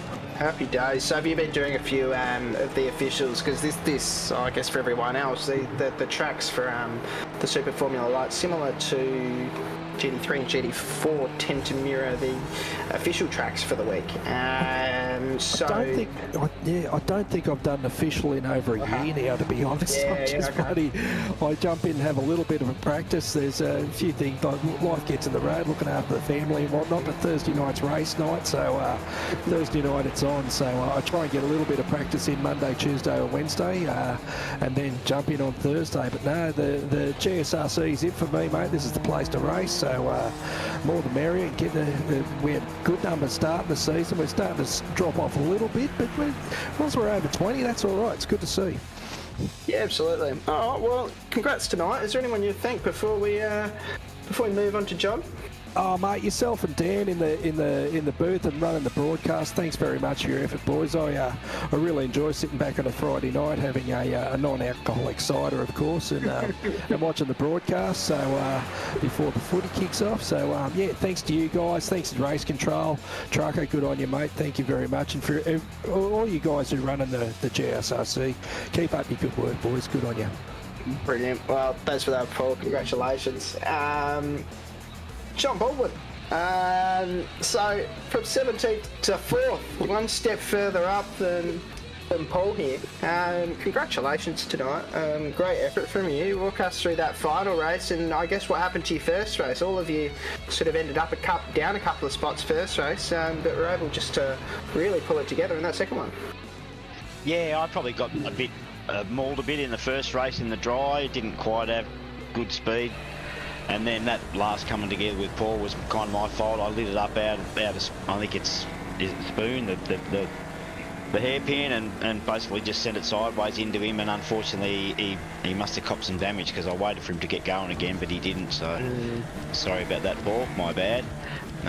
But the second race, lucky, I guess. There was a few guys trying to kill themselves early on in the dry, and then the more people just charging a bit too hard in the wet, and just keep it on the island and look for the grip. I didn't think the tyres warmed up at all for me. It was didn't feel much different from the first lap to the last ones. It was just really gentle on the throttle and the steering inputs, and try and drive on all over the place to find where the grip is, because it was just, sometimes with these things when the tyres warm up you can push them a bit harder where there's a bit of water around, but I didn't find the tyres warming up anywhere near enough to have confidence to go hard with it, because it was just too sketchy.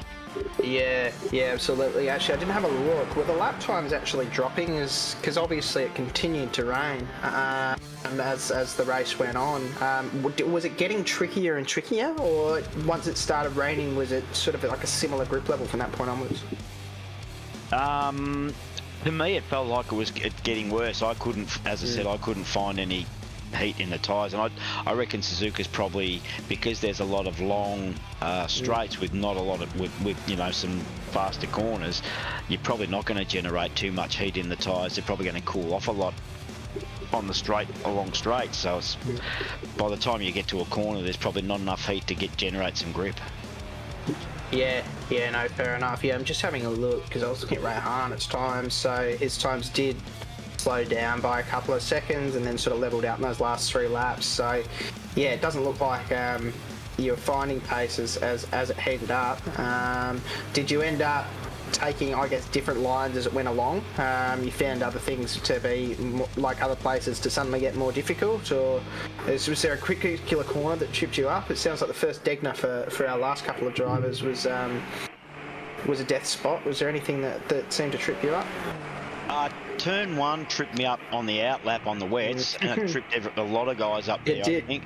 And then, yeah, that I think it must be the first Degner, which is the series of right-handers before it goes under the bridge there. Yep, that's it. The first one, you tip it in there, and it just ploughs forward and then gets some grip, and you can get into a tank slapper. So I was slowing well down for that one, just tiptoeing through it, and then making sure I kept it on the island. I was trying hard to catch Brett in the end, because I noticed he come off a couple of times and I was hoping to snag a podium, but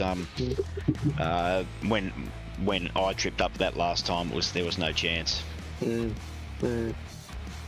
Well, Dan, do you have any questions? But if not, I might say my congrats and close things off. No, mate, just another congratulations there. Obviously, one of the harder charges there, so it's nothing to scoff at. 13 positions gained, and obviously you just found a bit of consistency in the rain that others couldn't. And yeah, it's actually kind of funny just watching you go round here on the replay, because you can notice where the line starts to adjust. So we're actually coming up to the Degners now, and you'll notice, yeah, you seem to shuffle a little bit as you were describing, just trying to find that gap there, and then yeah, you can see where you slow right down. Some people were hooning through here, hitting that apex. See, ooh, there you go. So that's one of the spins you had there. So and that was going slower too. Some of the other guys were going absolutely full spin and then ending up in that sand on the left hand side. So it's interesting that you had enough of a gap to the cars behind where you can make those mistakes and still hold on to that position. Yeah, well, fortunately that was the only blunder in the race. There was a couple of sketchy moments where you had to catch things, but no, that was the only blunder. And I think, I can't remember who it was that was trying to catch me at that point, but they dropped it a lap and a half before and blew it out to about 11 seconds. So I was watching that relative come down and down as it as I was trying to get going again, and then it sort of stabilised. But he was probably catching me a couple of seconds a lap generally anyway, but I was sort of keeping an eye on that and just going, well, even at 2 seconds a lap, he's not going to catch me, so I'll just plod around and hopefully hang on to that 4th, which is, a fluky result, but it's certainly the best one I've had in this car with the club. Brilliant. Well, congratulations tonight. Great second race there. Very well done to hold on to it in such difficult conditions. So, yeah, congrats. We'll start to close this off, Dan, and thank everyone that makes this possible. Yeah, thanks, boys. Thanks, Dan. Thanks, Sam, for the coverage. Appreciate it. I always have a bit of a look a couple of days after. When I get home from work, have a bowl of chips and a cold drink and watch a bit of it and reminisce. Brilliant. Brilliant. Yeah, as do I. So I'll be listening to Dan juggling all the pots and pans for the first race. But it sounds like you did a good job. Just noise, mate. It is however many minutes of noise. Brilliant. Alrighty then. So big night of racing has finally come to a close. Thursday night's very thanks to Spreyton Cider for sponsoring and being now the major sponsor of the club. So thank you very much to them. Waste Options as well that we just saw there. Orbic, Lobesy Racing that sponsor the up and comers. Trent Labus, M-Wave, Dan's your man. I now have a new system from them, so which is treating me well. Flash Graphics. And that's it. So, well, Dan, I just wanted to leave you with a fun fact because before the broadcast, we we're going 180R, 160R. No, it's 130R. It's 130R. Yep. And fun fact is because it's a 130-degree radius. So, no, I know the reason for it because I know that's the naming convention because there's also 200R. It's all about the radius of the corner. Yeah, we were saying 180, and in my head, there's a voice in my head going, "That's not it." And I'm like, well, I didn't know that because 180R, that I would be looking at that going, okay, that's not much of a corner. Yeah, that's right. 180 degrees. So yeah, but anyway, thank you everyone for watching tonight. I've had actually great fun watching rather than racing the Super Formula Lights. From us at the GSRC. We'll close it off for tonight. No worries. Thanks very much for watching. We'll catch you on the next one. And it's Stock Cars tomorrow night. Joe Borden will be bringing that to you with Nick Ferdiatis, I believe, in the booth. So we'll see you all tomorrow. Thank you for tuning in. Have a good one for now.